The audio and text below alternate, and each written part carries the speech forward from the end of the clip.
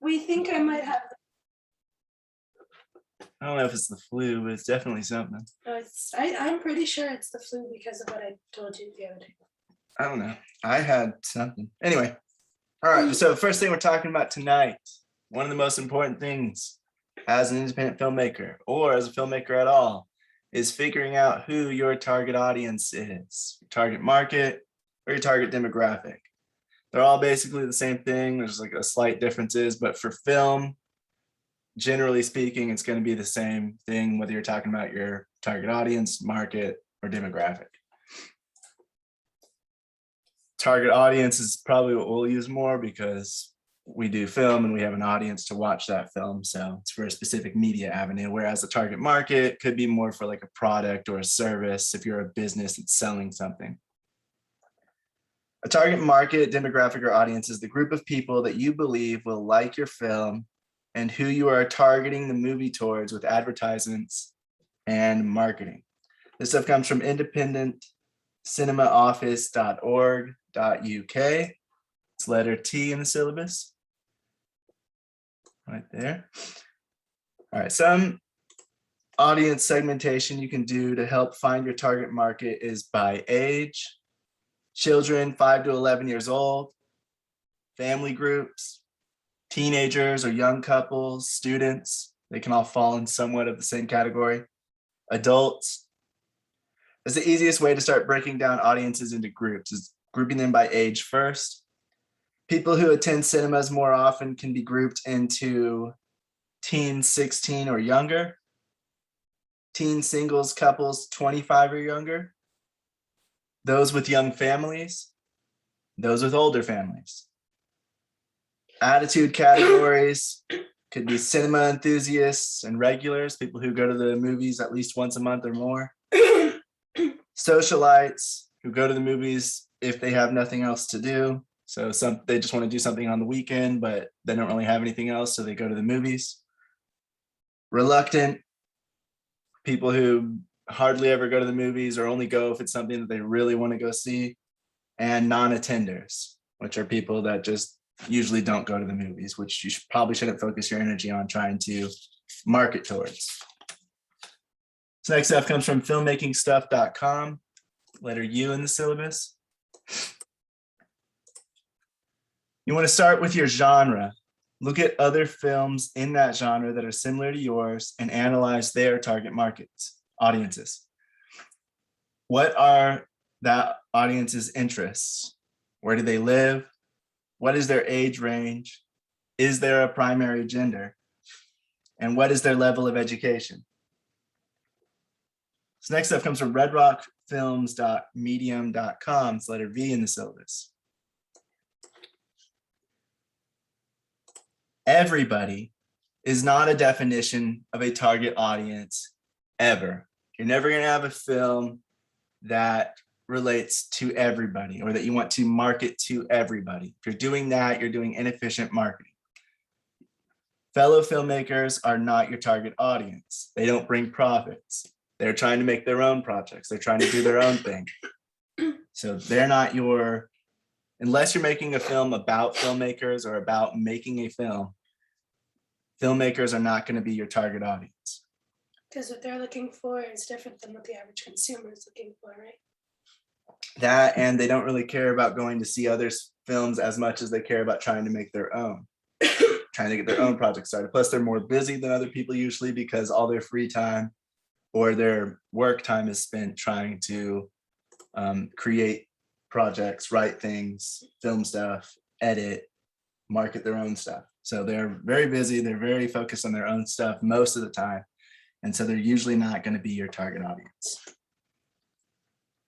Find publications, blogs, forums, and more that are aligned with your film. Contact their managers and ask for the demographic information. Most are happy to give this info out as it gets advertisers' attention. So if somebody's trying to advertise on a certain publication, the advertiser requests their demographic information. They give that to them to see who's reading this and do I even care about advertising anything? Because if you're something that markets towards male shoes, then you want to market more towards men who are into shoes. So you look at the target demographic information that they have reading that publication of some sort, and then you see, does that match my product or my service or my media that I'm trying to get them to be interested in? So asking those ones, finding ones that are closely related to your film, like if you're making a sci-fi film and you do sci-fi publications, ones that talk about film in general, ones that talk about sci-fi, and then of course the ones that talk about sci-fi films. You can find the general information of getting like a basis for your target audience and starting to get an idea of who might like your film based on the people that are reading things or looking at things that are similar or in the same realm of what your film is about. You want to see who goes on the site and from where. Gather some info about what your target audience might be based on the patterns you establish from multiple sites and publications. So don't just take all the information from one, even if it's a site, again, if you're making a science fiction movie, even if it's a publication that talks specifically about science fiction movies, you still want to cross-reference that with a few other publications just to make sure that the target audience is generally the same, or that you can draw some conclusions from multiple points of data. One point of data isn't necessarily going to be the best way to go about finding your target audience, because just because they read about science fiction films doesn't mean they're always going to go watch any that are made. This next F comes from No Film School. It's letter X in the syllabus. Focus on finding your smallest possible audience, your core audience you're almost sure is going to watch the film. It may seem counterintuitive, but depending on the budget, you may only have a limited amount of resources, especially as an independent filmmaker. Find your core audience and market to them. Don't worry as much about marketing to everyone. If you can find your core audience, no matter how small it is, if you market it to them and it's something that they actually want to see, they can get you more revenue than a general audience that you're just broadly marketing to in hopes that somebody's going to look at it and want to come see it. Once you have a general idea of who your target audience is, you want to test it out with real people. See if who you believe will be interested is actually interested. You may find who you thought would want to watch or learn more isn't interested, and who you didn't consider or expect is. We were talking about this on Monday when we were talking about test screenings. That's a good way to find target audience information and see who's actually liking the film if you already have an assumption of who's going to. Sometimes you'll find that you were spot on. Other times you'll find that you were not right at all. And sometimes it'll be somewhere in the middle. But you always want to test it out, go to real people in your target audience demographic, see if that's really who's going to like the film, if they're interested in it, or if they think that it's something that they wouldn't be interested in, and then talk to other people and find out who is interested in this film and start drawing some assumptions and conclusions from the data you gather as you go along. Once you identify your target audience, you can market to them, reach out to them, and build a mailing list to keep your core market updated. By really honing in and targeting your core target audience, you can best utilize your marketing and have a higher chance of larger revenues. With core fans and targeted audience, you may find they drive the majority of your sales. According to filmmakerfreedom.com, it's like one of those 80-20 rules, where 20% of the inputs drive 80% of the results. So your core audience may account for 80% of your revenue compared to expanded or secondary audiences, which may make up the other 20%. And that is why finding that core is so important. 80% of the revenue could be driven from them, even if it's a small niche group. If the majority of that niche group comes to see your film, then you're going to make a lot more money than if you're just giving it out to anybody and hoping 1 out of 1,000 come and see it.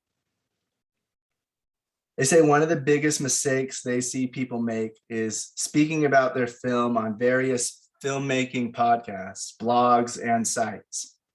Filmmakers are not your target niche unless your project is about filmmakers. So again, we hear that. The biggest mistake people make is assuming that they should do marketing and advertising on filmmaker groups, filmmaker websites, stuff like that. That isn't who you're supposed to be focused on. They might support you, they might come see it, but the majority probably won't. You want to find general audiences in the public that are going to come see the film and like it. And that's how you build an audience, not through fellow filmmakers. Oh, because then you'd have a very niche group of people watching, right? Well, not only that, well, yeah, exactly. Filmmakers, we don't make that, there's not that many of us. It's a pretty small group if you look at the world as a whole. On top of that, filmmakers don't like the same kind of movies. I don't like artsy types of movies. So if you're making an artsy type of movie, I might not really care about going to see it.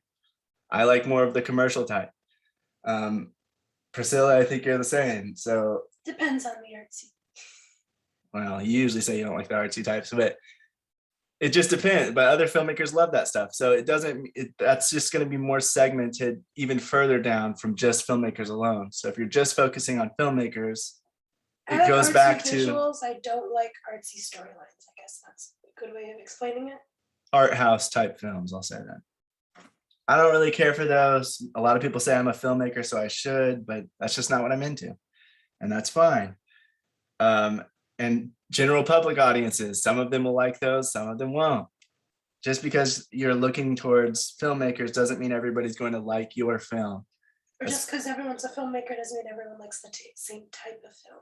Otherwise, we wouldn't have so many different films out there, different types of directors and cinematographers and writers. Right. And if all filmmakers like the same kind of film, we would all watch each other's films endlessly, but we don't. We focus on our own projects most of the time because we want to do our own story. We want to create something that is different, that is our own. So your time is better spent elsewhere if you're trying to market your project.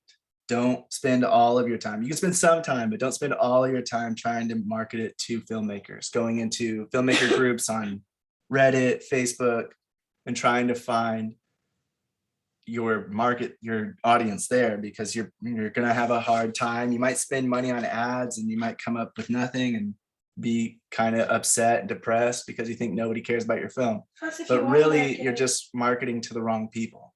Yeah, because plus if you are marketing, you want to market places where you can get as many people as possible. And if you want to make it, I want to make it more niche to the genre, you should be focusing on the genre or the type of film more than, people who like film. Like, if you want to make it more specific, if you want to make it more like of a detailed target audience. Yeah, you do want to narrow down your target audience. You don't want to be broad. If you think you have a broad target market or target audience for your project, you still want to try to segment it and narrow it down so that if you have, let's say these two aren't target market and target audience, let's say the yellow circle is one part of our demographic that we think is going to like the film, and the gray circle is another part that we think might like the film. In the middle, where the two clash and meet, is probably where our core market is, where we're like, this is probably the people that are going to love it because they are on both sides of it. They like sci-fi and they like movies. So there you go in the middle. I mean, it's not going to be just generic as that, but that just gives you an idea of, you want to narrow it down as closely as possible, because then you can focus on making sure you're marketing to that small niche and then expand outwards instead of starting with the big circle and then narrowing it down as you go, because that's going to be a lot more costly. And as an independent filmmaker, you probably don't have that much money to market in the first place. So you really have to be smart and strategize with your marketing budget and make sure that you are making the people that you feel will like your movie the most aware that it exists and when it comes out, and then expanding from there if you have the funding for it. Secondary audiences or markets are people that aren't in your targeted niche, but may support you anyway. People like family, friends, fellow filmmakers, but the majority of your revenue won't come from them. So your family might not like that sci-fi movies. They might not ever watch them, but because you made it, they're going to support you because you're their uncle, son, brother, daughter, and aunt. You guys get the idea. So of course they're going to support you because you're family, or you're their best friend, so they're going to come see it, even though they normally wouldn't see something like that.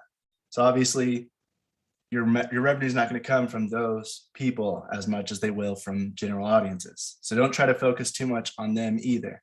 Make sure they are aware of it, but focus on that targeted niche. And if your family, friends, or fellow filmmakers fall into that niche, perfect. But if not, don't try to focus all your marketing and ad revenue on them.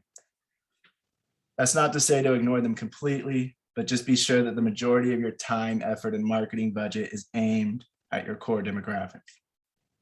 And then you have expanded audiences, which is influencers in your chosen niche, sharing or promoting your content to their audiences who then may come watch your film.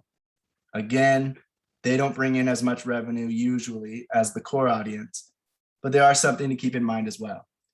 So basically, it's a influencer that falls in your niche. They are the right age, gender, they like the right stuff, their beliefs are the right thing, or whatever film you're making, they fall into that niche. They like that type of film, they like that type of content. That doesn't mean that their audience specifically is all the same as them and like that content. And that's why it's an expanded audience. Through them promoting your thing because they like that kind of content, their audience might hear about it and decide to come see it. But their audience might not fall in the same niche. They might have an audience that's an older generation or younger, or don't really like sci-fi, but like, horror movies or something, but they talk about film in general and they like sci-fi. And so they discuss that with their followers, and that just expands a little bit your target, not your target market. It expands your influence a little bit because those influencers are sharing it with other people and suggesting they go see it. But again, because those people that they're sharing it with might not fall in your targeted market, your targeted niche, that means that they might not really care about it. Just because the influencer they're watching cares about it doesn't mean they will. Utilizing influencers once you know your target demographic can definitely help you expand your marketing quickly, cheaply, and effectively, especially if you are getting with influencers like we talked about that have audiences that are in your target market, your target audience.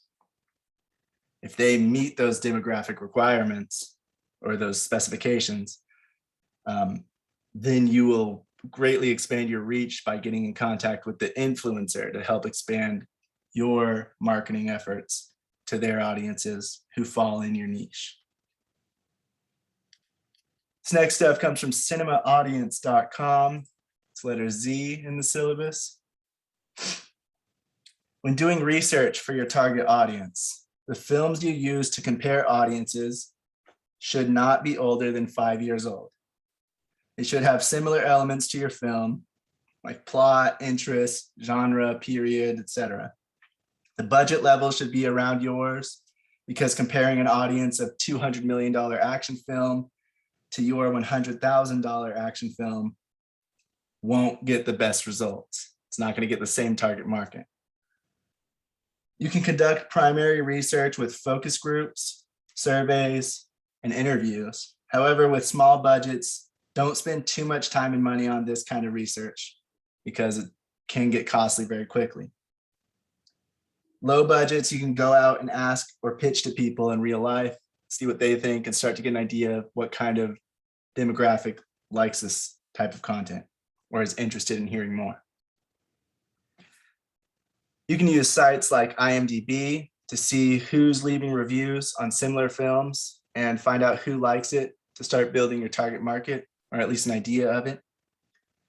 Thenumbers.com can be used for some data related to performance of different films in different genres. They usually have some of the budget levels and some of the how many people saw it, reviews, and things like that you can look up. Amazon.com, you can look for similar films on similar budgets and see their reviews because they have their own review area. And then you can see who's leaving those kind of reviews and what demographic they fall under. When collecting data, you may want to use something like an Excel sheet to help you keep it all together in one place and categorize it all, also so it doesn't get lost or forgotten. That way, when you are doing this, if you're going out in real life, talking to actual people, seeing who's interested, seeing who's not, and then you're looking up on IMDb, Amazon.com, thenumbers.com, and other areas to find out who likes this content and what else do they like, where do they live, what's their age, what's their gender. You want to start cataloging all of that information. That way you can quickly research and see who liked it the most, who was the most similar, and figure out the most commonalities of your audience or the research that you've done so far. And that way you can kind of start to get a sense of your target market and your target audience, who's going to like your film. This next stuff comes from Exposure Ninja, letter A in the syllabus. Video is how to find your target audience in 6 questions. When searching for your target audience, the main questions you want to start asking are, how old are they?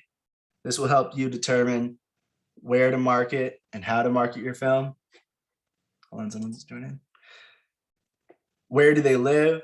This can help you target your marketing to certain cities, regions, states, etc. So you spend less or the same overall, but focus your advertising towards your target audience areas more. So if you know that a lot more people in Florida like it than in California, you obviously want to do some more advertising and stuff regionalized in Florida.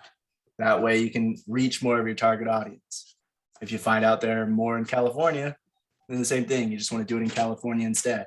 Wherever the majority of your target audience may live, that's where you want to try to advertise and focus it, because you can do advertisements by region, by location, using different websites and social media and stuff. Their advertising platforms allow you to put in the data like that. So you can just put it to people who live in a certain city or a certain zip code. And that way you can reach who you want. So it's really good for local businesses, of course. For films, we kind of want to try to reach all over the place. And sometimes it may be that your audience isn't in a specific region. But if you find that they are, it's just easier to try to market mainly to that region, because you'll probably reach a lot more of your target audience than you would just advertising all over the US or all over the world. What is your target audience's most common gender? This can help influence the way you market it. Where do they spend their time online? Knowing that can help market it on certain websites, publications, and more to better target your target audience. If you see that they spend most of their time on Facebook, the people that might like your film, you want to post and advertise on Facebook more. The narrower you get, the better marketing you'll do, as long as you have the correct target audience that you focus your marketing towards. You got to make sure, like, this is where marketing gets tricky, because some people think that they have their target audience figured out or their target market figured out, and they advertise to them, they market to them, but they're marketing to the wrong group of people. Those people actually aren't their target audience. They aren't the people that are going to be interested in this. And so they're just wasting a lot of money and time focusing on these people that actually don't like it. That's why it's so important to go out and actually try to figure it out. Talk to people online, talk to people in person, see if they actually like it and if they fall in that specific group. If you're doing test screenings, definitely use that information to figure out who your target audience is and if you have it figured out or not. This is the best way for you to get ticket sales, is by targeting the right people. And if you target the right people, they'll come and see your movie because they want to, and they'll be inclined to go check it out. If you're targeting the wrong people, you probably feel like nobody cares about your film because not many people are going to see it because you're not targeting the right people. So there's usually going to be an audience for any kind of movie, but this is also why you want to do some of this research before you even start actually going into pre-production, and to make sure there is an audience for this type of film. If there's not, it's possible you can break it and make something new that builds its own audience, but it's going to be harder. So just keep that in mind. Certain films will have broader audiences, while others have more niche audiences. Finding the core audience, the target audience, is important for both, but especially for niche markets. You want to be sure you are reaching your niche audience so that they come to see your film, so that they're aware of it. A film that markets well to a niche audience can have better revenues than a film that markets okay or poorly to a broad audience. There's a saying in marketing that's when you try to appeal to everyone, you end up appealing to no one. And they say that because everyone knows you should try to appeal to the people you think will like your product or like your project or whatever you have. It also shows, one, that you're spreading yourself too thin, and two, that you kind of don't know what kind of audience your film would get or you want. Because if you're just going all over the place, like, who is this movie for? What's this movie's target audience? If you don't even know that, it's going to be harder for you to attract people that like the kind of film that you're advertising. And it also shows, like, for example, if you're an independent film and you're trying to work with with someone to fund it or to help promote it, and you're like, oh, just promote it anywhere or whatever, and you're not like, oh, this is what we think, or maybe we can work together to figure out the audience, like, that shows a level of unprofessionalism as well, because you're not doing your research, or you're not wanting to try to, like, if I were an investor, I wouldn't want to invest in film if someone is like, oh, we're just going to put it everywhere we can. Yeah, because it shows that you don't know who's even going to watch this. Even if they know who might watch it, they still want you to know and have done some research to figure out who you think might like it too.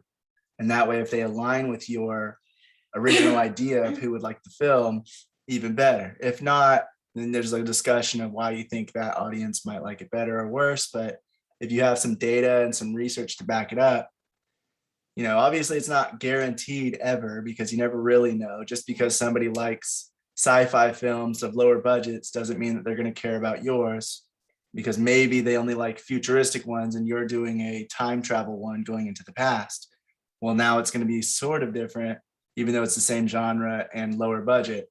So there's always there's always tons of different variables that go into it. But the more data points you can hit, the more research you can back it up with, the better you'll have a chance of getting funding, looking professional, and then of course marketing it when you actually are going to go do that. Especially if you're going to do self-promotion, self-marketing. Yeah, and it's like we always talk about, especially as an independent creator, you're going to have to figure a lot of this out for yourself. And when you go looking for funding or go looking for distribution, you have to be able to show that you at least have an idea of where you want it to go or what you're trying to accomplish. Because otherwise, why would they invest in you? You're already somewhat of a risk, you're already new, there's not much of a guarantee. But if they see confidence, if they see that you know what kind of film you have and where you think you want to market it, or if you've done your research, that shows, okay, this person, like, I can see confidence, I can see knowledge. Even if it doesn't work out, I feel like this person has potential, or this person knows where they want to go, or what audience they want to get Reach. Yes.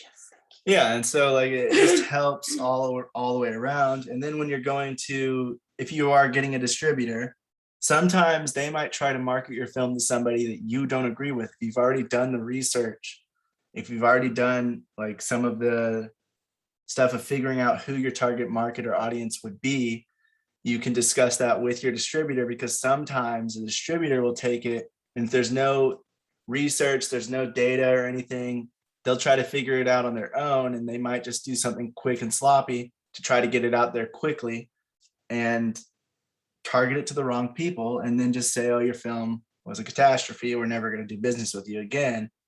Yes. When really it could have been their fault. Not saying it is, but it could have been, and you'll never know that. But if you have another audience and you're like, actually, I think we should target it towards them, then they might do a split marketing campaign where they market it to both, or they might go with yours, or they might go with their own, but at least you have more of a chance to get them to try to market towards the people you think are going to like the film. Because it's very common for, if you don't have any idea who you think the film is for, they're going to be like, well, this is what's big right now, so let's try to market it as this because this is what's selling, because they're looking at profits. They're like, okay, how can we make money out of it? And you don't know what kind of marketing you want to do. We have to figure this out. What's the most profitable? And sometimes they're working at multiple projects at once. They don't have the time to like break down your entire film and marketing and all this stuff. So that's another thing to consider. You need to have at least some knowledge or understanding of where you want to go with it. Not only that, but figuring out your target audience is going to help you figure out how you should market it. Because like Priscilla just said, movies are mismarketed all the time because they're like, well, this other movie was big in the same genre, but just because it's in the same genre doesn't mean it's exactly the same type of movie.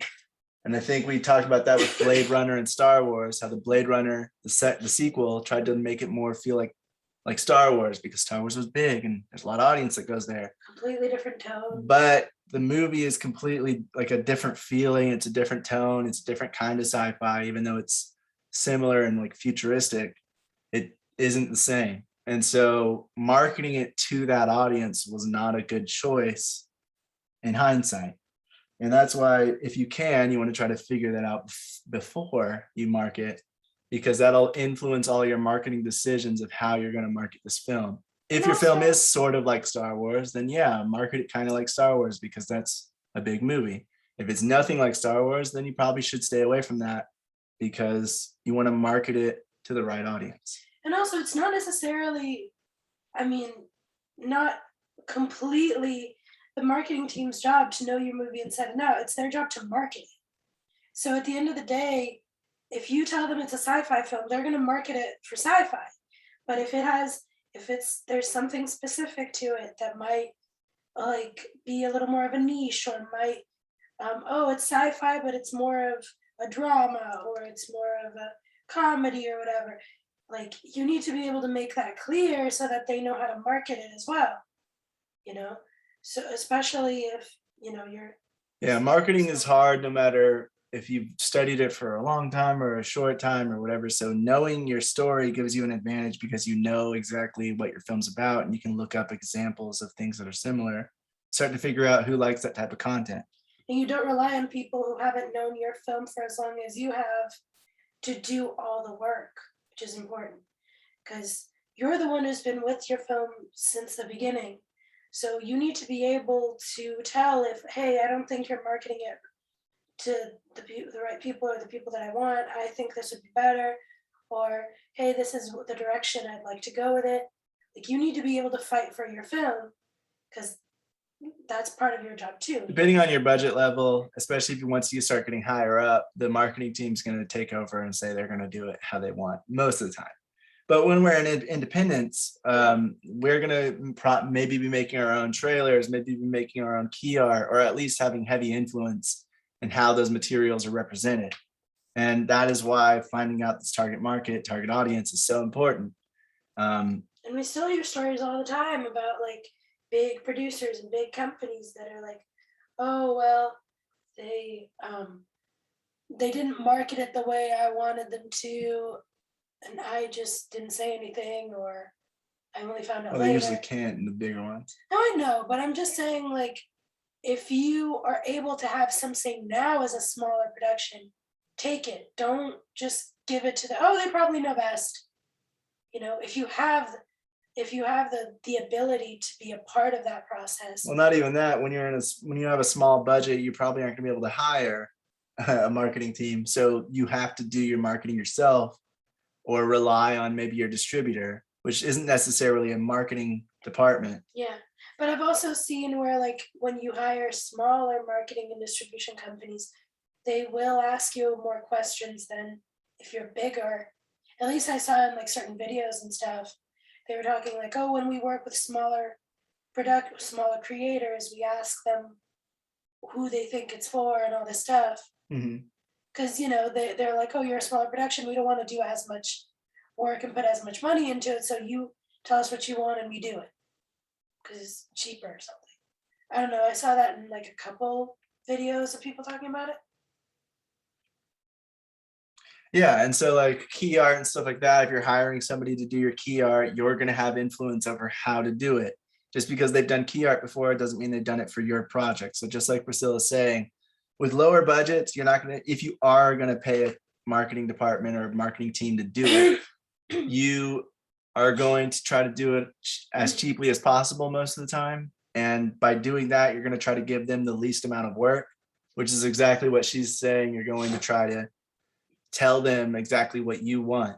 And the only way you should be able to do that is if you know who the target audience is. If you don't know that and you're telling them how you want it, then you might misrepresent your own film or mismarket it. Vish said, did you come across any marketing templates in your research? Not really. Like, there's not really a marketing template. There's more of like a, this is what you should start looking up. This is the kind of stuff you should look into and start segmenting it, which I'll get into in just a minute. Because it varies very much on the type of film, the location.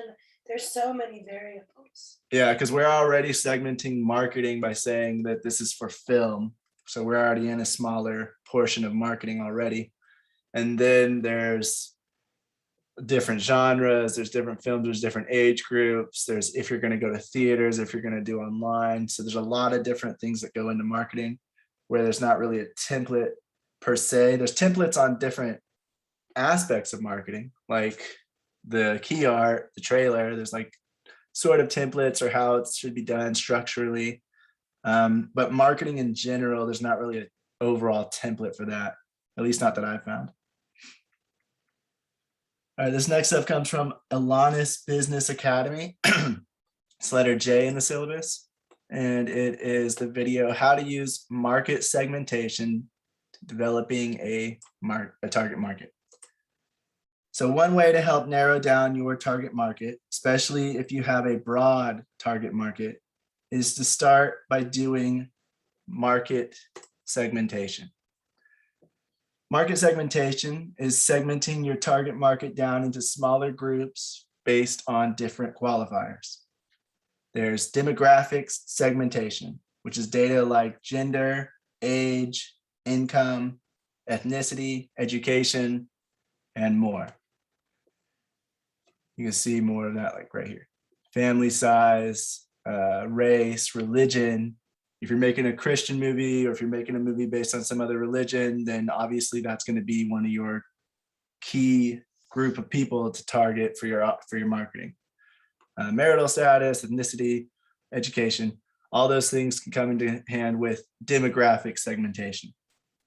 Then there's geographical segmentation, which is data like the continent that they live on, the country that they live in, the region, their zip code, state, city, etc. It can start getting smaller, their time zone, what kind of like their dominant language that's in that area, whether it's English or something else. All of that information can start coming in to further segment it into smaller groups. These segmentations allow us to infer some details about our target market, but aren't guaranteed. Just because somebody's a certain age and lives in a certain location doesn't mean that they think exactly the same as somebody else living in that same area who's that same age. Everybody has different things that they like.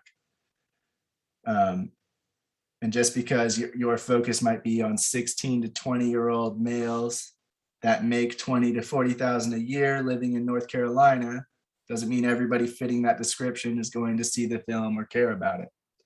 And that's why there's further segmentation, like psychographic segmentation, data gathered on individuals' interests, lifestyles, attitudes, needs, goals, values, hobbies, things like that, things that they like, things that they're interested in. That would be somebody who likes sci-fi, you know?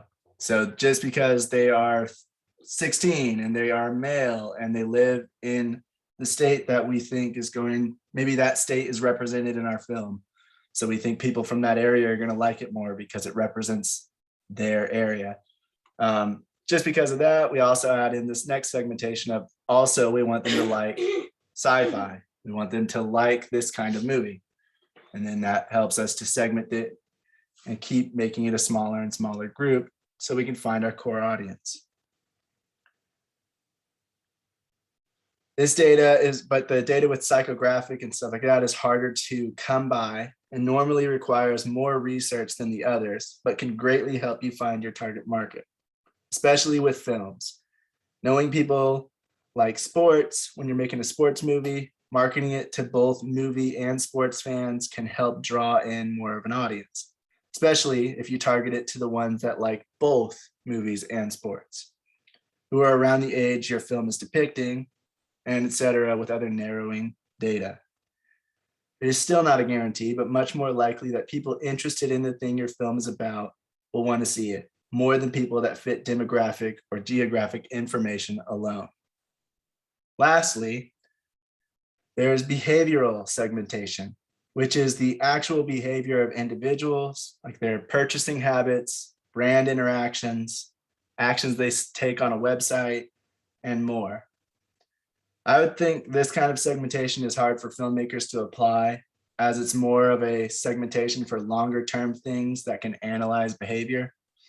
However, for multiple projects and production companies, you can start to maybe implement this and see the behavior of your audience. Do they purchase tickets seeing the key art, or do they wait, read a summary and watch a trailer before making a decision? That means they're more or less impulsive. That's their purchasing behavior. What other behaviors? It's still pretty difficult, as each film will be different and possibly have different target markets. So for filmmakers, I would say that one's the most hard. That one's a lot better whenever you have a website where you're selling things, something like Amazon.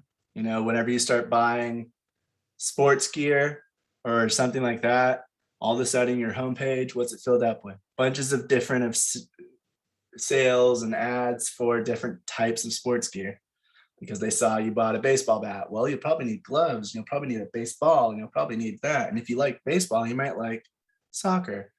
And that's how they analyze the behavior of people's spending habits to try to get them to obviously spend more so they make more money.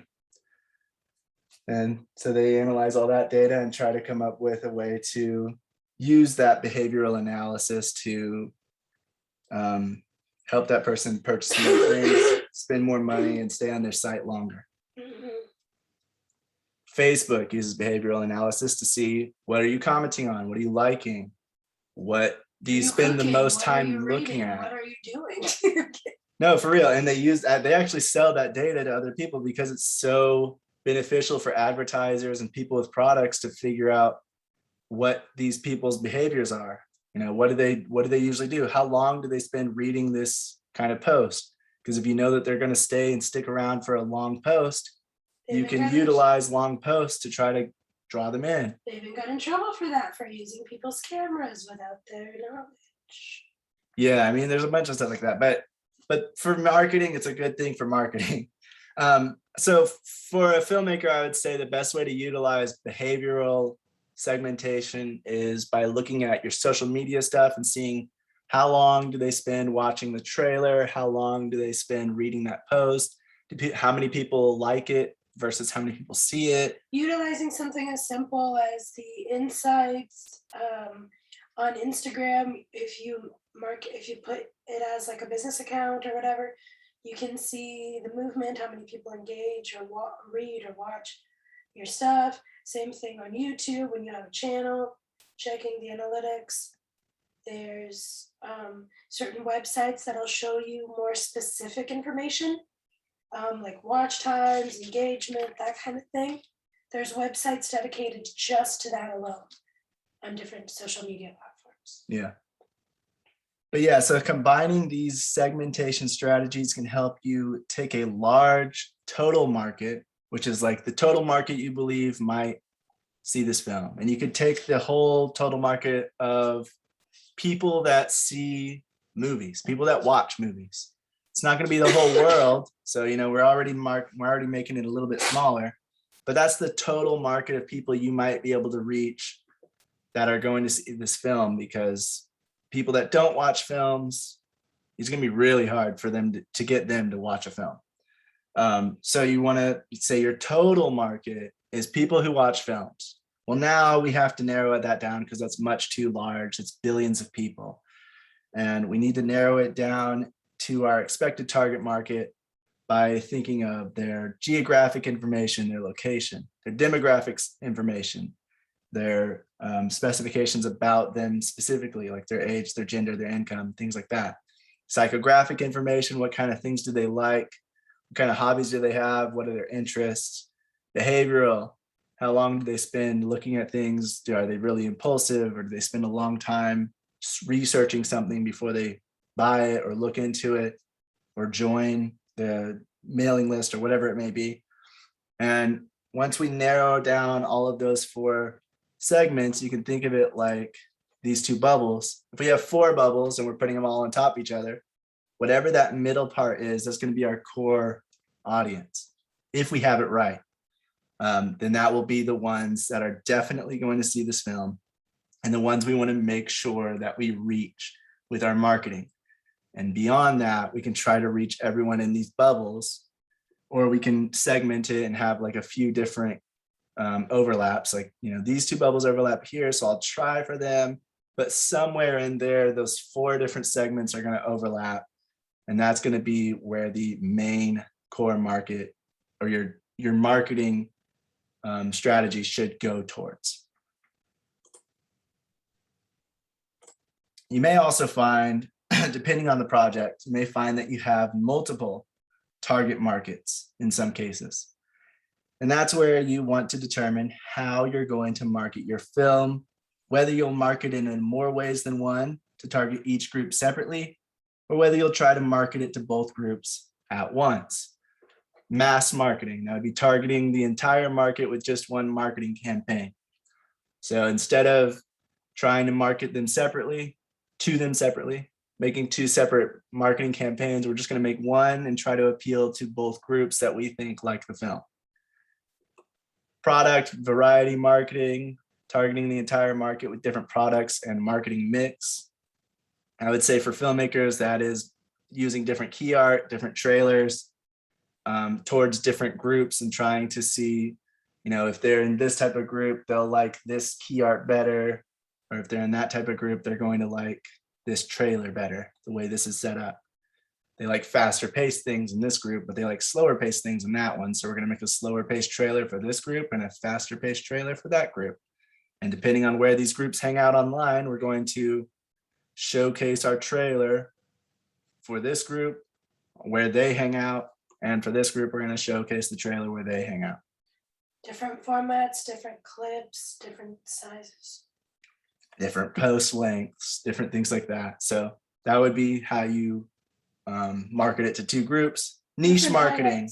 Too, like the shorter the clip, the more you have to, okay, we need to focus which scene shows the most interesting scene, but also a little bit of the story, like, or maybe like speed up the cuts, like put them closer together. You also have to do like different cuts of the trailer. Yeah, for different groups. Yeah. Niche marketing, targeting a few well-defined segments of the market. That could be one of the best ways to do it if you have separate target markets.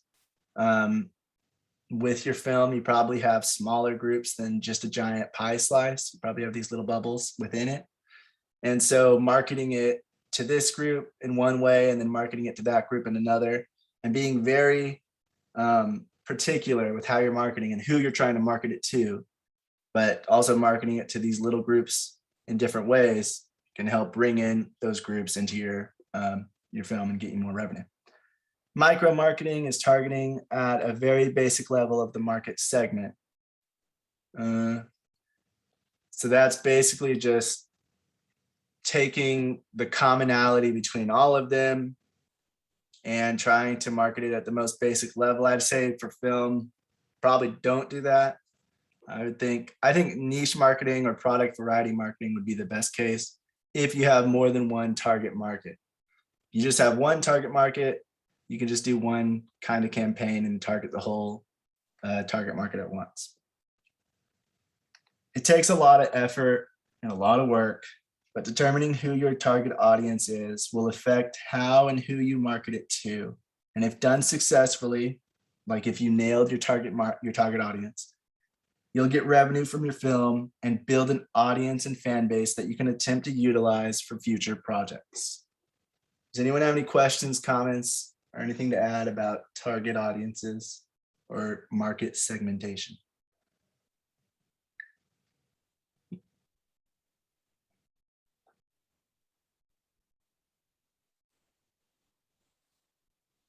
All right, so the next thing we're talking about is media advisories. This stuff comes from ereleases.com. It's letter D in the syllabus under media advisory. You're good. A media advisory is something you use to alert and invite the media to attend an upcoming event. It's to announce it so that they are aware of it because they may want to attend or cover the event. It should be issued 3 to 5 days before the event happens. It is the who, what, when, where, and sometimes the why of the event, so they can determine if it's something that they want to cover, if it's something worth their time, if it's something worth sending somebody out to cover or not. So next stuff comes from chatterbuzzmedia.com. It's letter F in the syllabus. Press releases are different from media advisories. Press releases are usually a long document that offers specific news angle about an event or a news item. They provide a narrative style content blended with quotes from any key or important people involved in the event. Press release is like the Sparks Notes version of a book. It goes over the beginning, the middle, and the end of the event with a few key things that happened in between or during.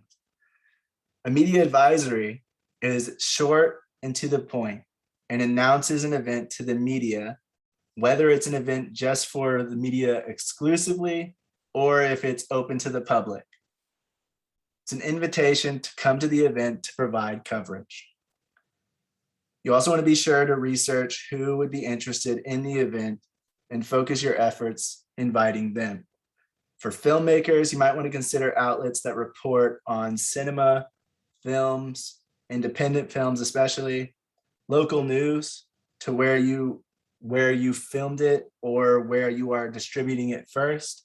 Local news loves a good story like that because they don't have as many things to report on most of the time. And so they usually take up the local stories like that and announce it in their thing. And that's how a lot of independent filmmakers distribute it when they're self-distributing. They go from city to city, announcing it to local news and spreading the news in each city independently of each other. Especially if they are filmed in like a location known to locals or something that is very recognizable. It can help with tourism. It can bring more attention to the town. They love anything that, gets the town more attention. Yeah. New Zealand used the crap out of the Lord of the Rings to showcase tourism for their country. There are New Zealand commercials, commercials for a while. They had, I remember there's a car commercial too. So while yours as an independent film won't be as big as that, obviously, it can still draw in an audience if you utilize a certain area, a certain historic thing or specific thing about a city or a region, and are trying to utilize their local news to help market your film or help spread the news. But that's like who you'd want to come to cover whatever event you're doing. So this is also about event marketing. If you're doing an event, if you're doing a premiere, and if you are doing self-distribution, you are going to and you're doing that strategy, you are kind of premiering your film over and over again because you're doing it independently in each city where the whole nation or the whole world isn't hearing about it. It's just the local news that's going to spread the awareness about the film being released. And then you take the sales data and all that and go to the next city and the next theater with that and say, hey, so this theater we sold out, or this theater we sold this many tickets and it cost this much, blah, blah, blah. we'd like to premiere in your city next. And then that's how they do it. That's how a lot of independent films do it, and they can do pretty successful. It just takes a lot of work and a lot of time. But I've heard a lot of people doing that. And so they'll send out something like this, a media advisory, to see, hey, if you want to come cover this premiere, do you want to, local news people, do you want to come check out this event? Or we're throwing a party, or we're doing some kind of fundraiser or something like that for our next project. Would you like to come? Here are the details. You can check examples of how to format a media advisory online, but they are similar to the one shown here. There's the logo at the top in the header or the letterbox. There's the media advisory, all caps, top left. Attention grabbing header about what this is. Then there's the when does it take place? Where does it take place? What is it? Why is there an event for this? Remembering Who is over the event, or who are the important people coming? Remembering that rule that everyone says about not doing more than 3 fonts because it just looks messy and sloppy and weird. Right. Yeah, you want this to look very professional, because you're sending out to publications and things like that. So you want it to look as professional as possible. So using less fonts and just making it very basic like this is the best way. The only thing that should pop out should be basically your logo, and you should do a header that has some attention grabbing aspect to it, but not like crazy colorful and different things, because these are professional documents that should just kind of look And kind of that's basic a rule with every for the most document, part. not just like film stuff. It's kind of like an unspoken rule that you should use like minimum 3 fonts if you can, and not because it looks sloppy and it looks like it was made. It doesn't look very professional, basically. Right. All right, so you got the when, where, what, the who, or the contact, how to get in touch with you if they feel like they want to come, or if they feel like they want to know more. And sometimes the why, if there's like a why are we doing this, you can add that in there too.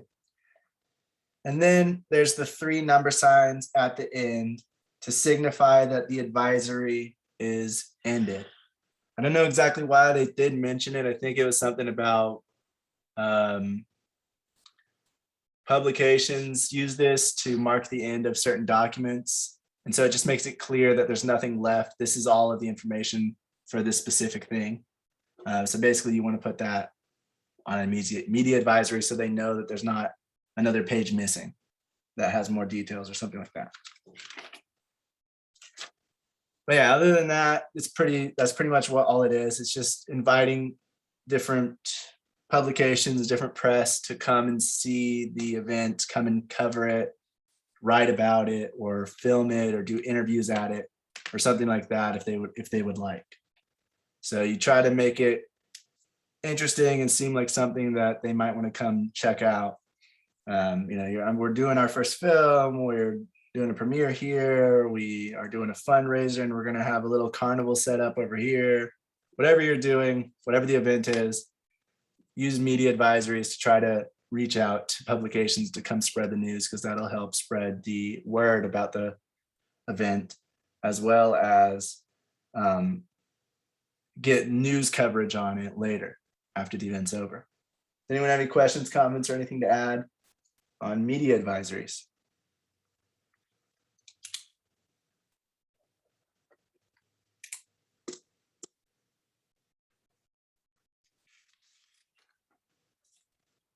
All right, so the next thing we're talking about is script coverage. Now, script coverage, this stuff comes from Script Reader Pro, letter B in the syllabus. The video is script coverage. What is it and how to navigate it as a screenwriter, Script Reader Pro. Script coverage is a written document consisting of a reader's feedback on a screenplay. It usually includes notes on the concept, character, story, plot, and more. It's used by managers, agents, producers, and executives to discover new projects and may be requested or already assumed that you're going to bring it to various pitch meetings for your project, especially for like investing, depending on the company that you're trying to pitch to get investing from. That video I sent out to the WhatsApp group a while back with the guy talking about it, that was one of the things they requested from him when he was trying to get funding for his project. They only funded stuff 2 million or more, and that was 50% of the budget. They funded 50% of the budget, and it had to be 2 million or more for the total budget. And they requested, they asked, do you have script coverage? He didn't know what it was, so he looked it up. That's actually how I found out about it. So I looked it up.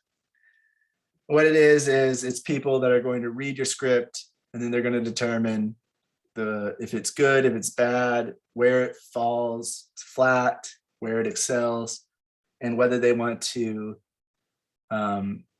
fund it, distribute it, create it. If you're asking a network for like a TV show, or if you're asking a studio for a film, for them to produce it, sending them the script and submitting it to them, this will be the way that they determine if they're going to fund it, create it, or look into it further. They use it to discern if a submitted script or pitch is valuable or worth their time. Your script will be evaluated, critiqued, and scrutinized on various levels for different items once you send it to a script coverage company, or if you submit it to one of those other companies that I was talking about, like a network or a studio or something like that.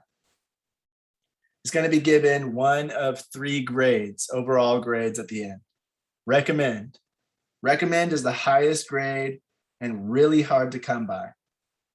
It means they recommend that they fund it. They recommend that they produce it. They recommend that they distribute it. Whatever company you're going to, they recommend that they definitely take this script and this filmmaker and help them out, because it's a really great script and it's ready to go. It's ready to be greenlit right off the bat. The next rating is consider. Consider grade means they believe with the right adjustments, your project could be a commercial hit. So it's good. It has a good premise. It has good characters. It's pretty good writing. It just has to be tweaked here and there, or something needs to be done about the budget or whatever. Whatever the thing may be, that you should consider doing this project is what they would be saying. Consider can occasionally be just as good as recommend, depending on who's reading it. So if it's a very high company, it's a very professional company, or large budgeted project company that usually works with only big people, if they're even considering a low budget, independent, unknown project, that can be just as good as recommend from a lower, smaller company. Just because you can use that, even if you don't actually get the film in the big company, you can use that to try to like help you with other pitches for smaller companies. And then the last grade is pass. You pass on this project, we don't want it, we don't want to help it out or whatever. Many new writers get soul crushed when receiving a pass grade, but seasoned writers view it as an opportunity to make a better version of the script by utilizing the feedback to improve it. Keep in mind, however, that there is no one way or standard of writing script coverage. If you submit a script to a company like a studio, they will normally have an intern or a starting position employee read the scripts and provide coverage of its best parts. Then it will be passed up the corporate ladder for review and grading. And they'll review the comments, they'll review the things that the intern or the starting position employee made, the comments that they made, the log line, and whether they recommended it, considered it, or passed on it. And then they will see what they want to do with it. And depending on the company, some of them will have the intern just write comments in the log line or do a summary and then pass it up the line for somebody else to review the other characteristics about the script to see if they want to consider, recommend, or pass. It really just depends. but it does go through channels most of the time. And it starts at the bottom and goes up. And it keeps going up until somebody that has the power to make a decision can say they want to recommend or reconsider or pass on it. There's also paid coverage from a reputable script consultancy. And that's what a lot of filmmakers will do, especially if you're trying to get funding. Like I was saying with that video, the guy went to the pitch meeting trying to get funding for his project. And they asked him right off the bat after he was done with his pitch, do you have script coverage? What they meant was, did you pay for a reputable script consultancy to look over your script and say whether it's good or not? Because we want that information from somebody that we trust to have looked at the script. So it can't just be like, oh yeah, I sent it to my friend down the hall and he said it was good. It has to be like an actual company that does this kind of work, that is reputable, and that other companies are going to value. They're not just gonna be like, I don't know who this company is. You went with some unknown small company and you paid them to do this. Just because they're saying recommend, we'd rather you go to this other company to check it out, to see what they think. Because we know them, they've been in the business for a while and they've done this a while and they've always sent us good scripts, stuff like that. So you always want to make sure you're going with a pretty reputable company that is well known when you're paying somebody to do this. When you're trying to get funding for a film or trying to pitch a show to networks or studios, like I said, they're going to request or expect you to have gotten script coverage most of the time, especially depending on how large of a budget you are trying to do or trying to get. The larger the budget, the more likely you're going to need script coverage. When searching for a company to provide paid script coverage for your work, try to get a company that doesn't use anonymous readers. That way, if you can, you'll be able to match your script to a reader that likes your genre. So some of them will list that they have anonymous readers, and that means you don't know who's picking up your script. You don't know what kind of intern it is, any of that. And some will allow you to know who is going to be reading the script and what kind of stuff they like. So let's go back to the sci-fi. If they like sci-fi, but this other person doesn't, well, then you don't want the person who doesn't like sci-fi to read your script because they're more likely to pass on it than the person who likes it. So you want to be able to get it past as many people as you can to try to get it up the ladder enough to somebody who can actually make a final decision.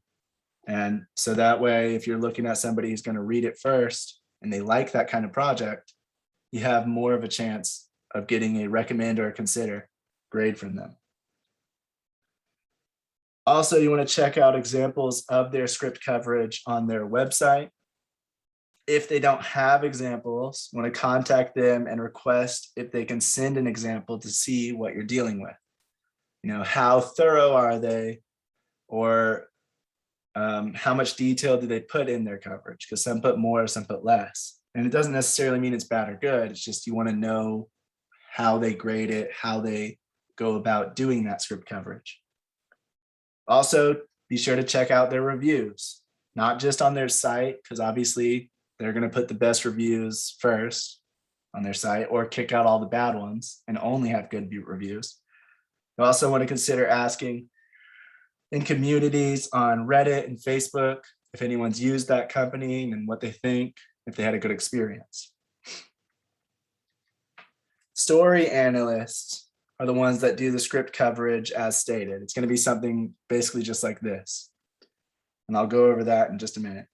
Script consultants, however, do a more thorough analysis. They do a page by page of the material, leaving notes line by line for things that could be improved, changed, removed, or etc. Script notes for you to use to improve. They give you like a big list of script notes pretty much that you can use to improve the script or choose to ignore. They send it back to you after they're done thoroughly going over it line by line for you to review, process, and implement the suggestions or not as you see fit. Script consultants do not seek writing credit for the notes that they give. So if they give a note that says, I don't think this works, I think you should do something else here. This is what I feel like you should do. And you go ahead and decide to go with their idea.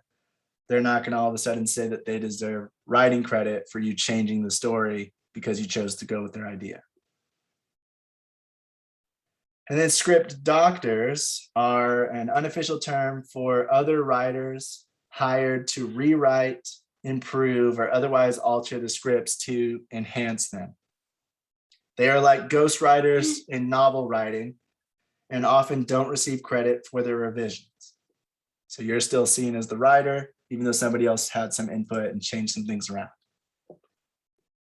With script coverage for pitching, be sure it's a story analyst. The main thing with a story consultant is trying to improve your work. So if you're trying to see if your script is good, you might want to send it to a story consultant or script consultant and get that line by line detail of what they think and what their suggestions are to improve and why they think something should be removed or kept in or changed or whatever it may be. But if you are trying to get script coverage just for bringing it to a pitch meeting of some sort for whatever company, then you want to make sure to get a story analyst to do the script coverage for you. This next stuff comes from screenplay readers. It's letter C in the syllabus. Script coverage. What is script coverage? Most script coverage will include a log line, which you can see right there, a synopsis of 1 or 2 pages of the beats of the story. Then there's the comments section, where they comment on whether it goes right or where it goes wrong, like what they thought of certain things. The comments section will differ from reader to reader. Some may have no comments at all, a paragraph of comments, pages of comments. It really just depends on who's reading it and how much they want to comment on this project. It also depends if the main reason for the company's script coverage is for the script writer to receive feedback on how to improve, or if the comments are for in-house, for executives and others to share thoughts and notes on the script. If it's for in-house, you may never actually see the script coverage. You just know that it's going down. So if you're submitting your script to a studio, they'll have their script coverage and then it'll go through their network and they'll have the comments section to kind of communicate with each other, like what they think of different things that happen in the script and whether they should actually recommend, consider, or pass on the project. And so you'll probably you may see it eventually, but you may never actually receive that script coverage from those companies because all you did was submit your script and they're not required to send that coverage back to you. It's for them to decide what they want to do with your submitted script. But if you're paying a script consultancy agency to do the script coverage, then obviously the comments are going to be for you because they're going to send the script coverage back to you. And so they might put more comments in there to give you as much feedback as possible so you can try to improve different things. And then lastly, there's the rating. Some companies do pass, consider, or recommend, just like this. Others do excellent to not good on a number of different categories, like right here above. Artistic, expression, commercial, premise, story, characters, dialogue, title, different categories like that. The premise, the plot, characters, dialogue, setting, that's all in here. And they're deciding whether they think the premise is excellent. It has a really good idea, but the plot, characters, and dialogue suck. Or the setting's really cool and the dialogue's great. The characters are a little bland and flat. The plot, there's not really much plot there. The premise is good. They'll decide ratings on that and then decide an overall rating. So it'll depend on what company you're going to, but they'll do one or the other or a mixture of both, like this one. All of them will have recommend, consider, or pass on them. That'll be the overall rating, but some of them will also include the categories of what they thought of the whole thing.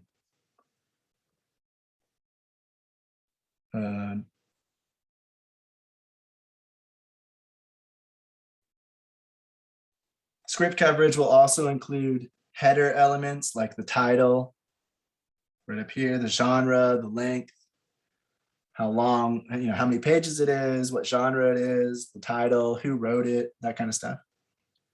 Other than those key elements, the header info, the log line, synopsis, comment section, and the rating, script coverage can differ a lot and doesn't have really a set data, doesn't really have like a set structure of how the data is represented or what data is included or left out.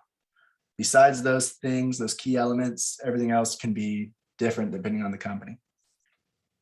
If you are sending your script to companies like networks and studios, they may pass simply because the story and style don't match their productions that they normally do, which is why you always want to research everything before you do it.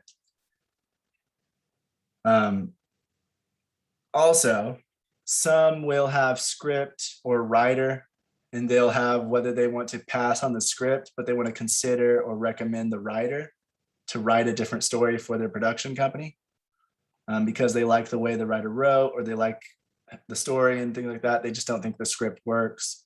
Or it could be the other way around. They don't really like the writer, but they like the script. It can be vice versa, or it can be both. But if they have a recommend on the writer and a pass on the script, that means they might contact you and ask you if you have any other scripts or if you would like to write a script for an idea or a project that they already have access to. Like maybe they have an IP, the film rights on an IP for some book series, and they like your script. Then they like the way you're writing. They just don't like your script. So then they ask you if you want to come in and write for this IP. And that's how some writers can get hired on from different companies. It's doing something like that. WeScreenplay.com says it can cost $60 to $80 for simple coverage or several $100s for an in-depth coverage, depending on your script length and the company that you're trying to get to do the script coverage.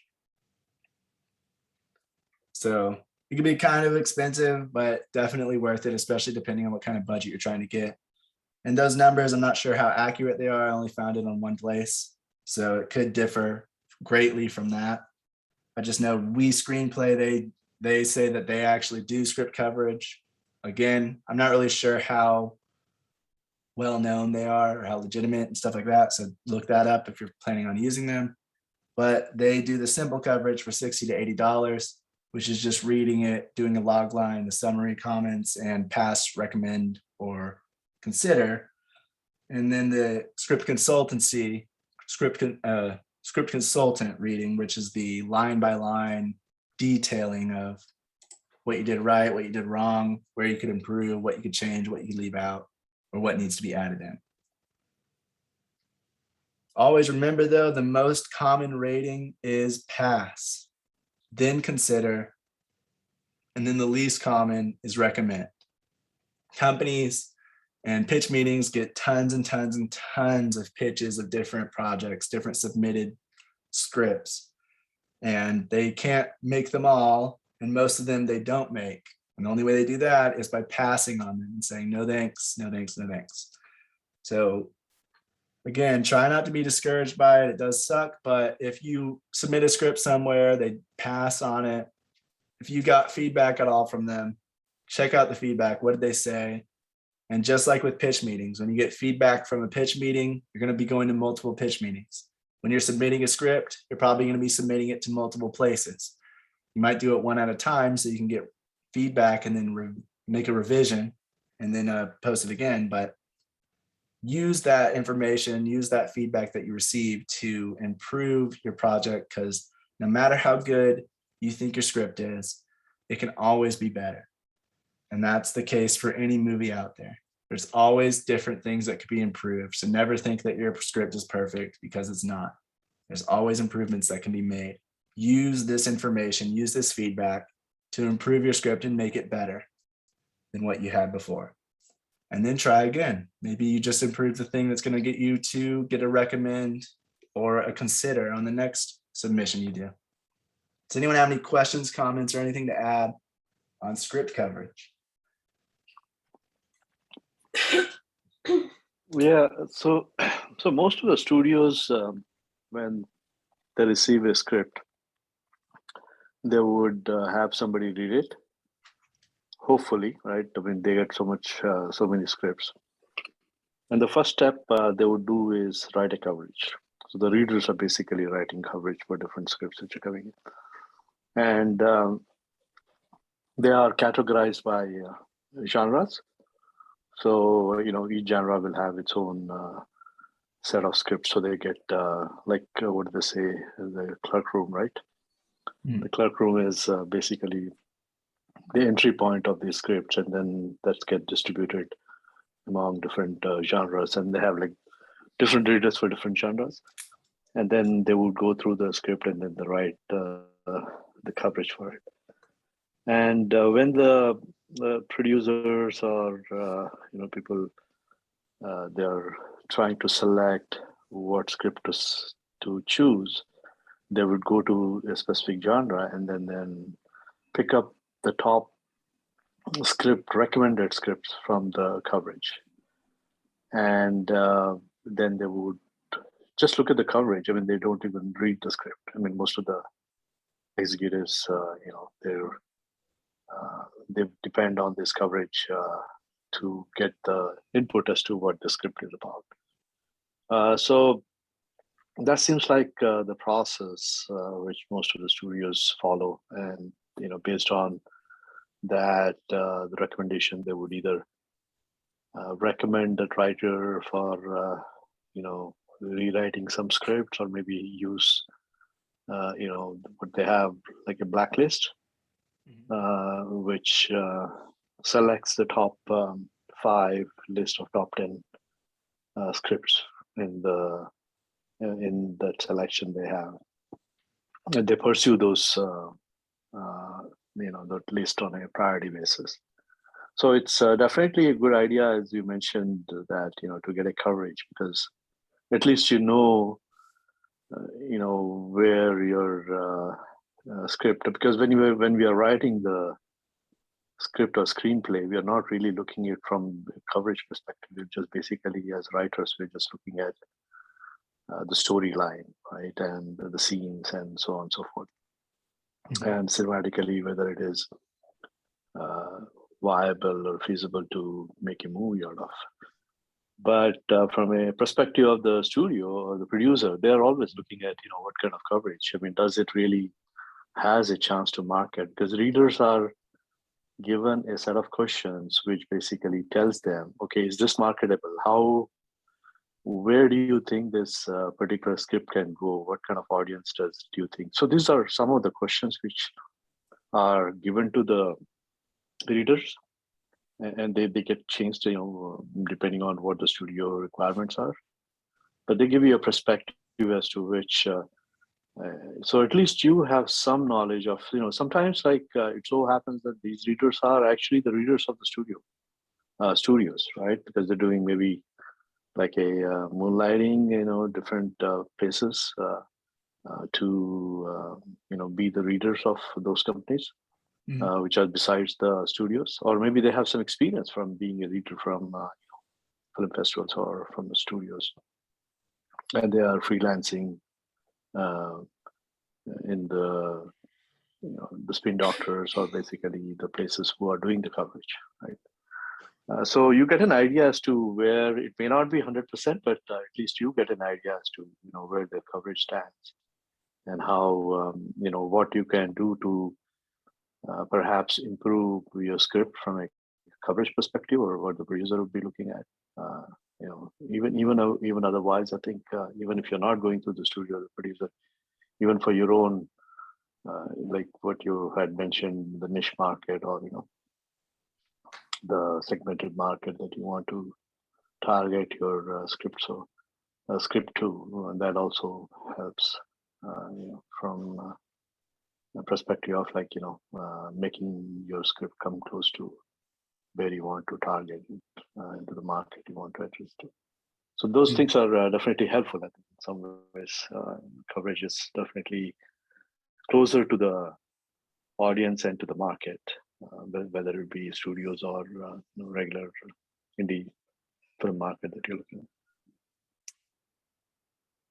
Yeah, and so I definitely think that it's really good to just to pursue, just even if you just have a script, like you said, just to see like what people think of it, what a professional reader at one of these studios might think of it, because they're the ones who are going to pass it up the line or not. So if they think it's not good, or if you're paying a company to do the script coverage, you're trying to get as much feedback as you can so you can improve your script. So you can also look at it that way, and a lot of script writers will do that as well. They will send it in, they will pay the company to read over their script and send back their feedback because they know they're a trusted, legitimate resource for trying to get improvement on a script. And then they will make those improvements, or they'll choose what to alter and what to leave alone, because ultimately it's up to the scriptwriter what they do and what they don't with feedback. But it is a good way to just kind of see what someone else might think of it that isn't going to just tell you it's good because they're your friend or somebody who knows you, or because they like this kind of film.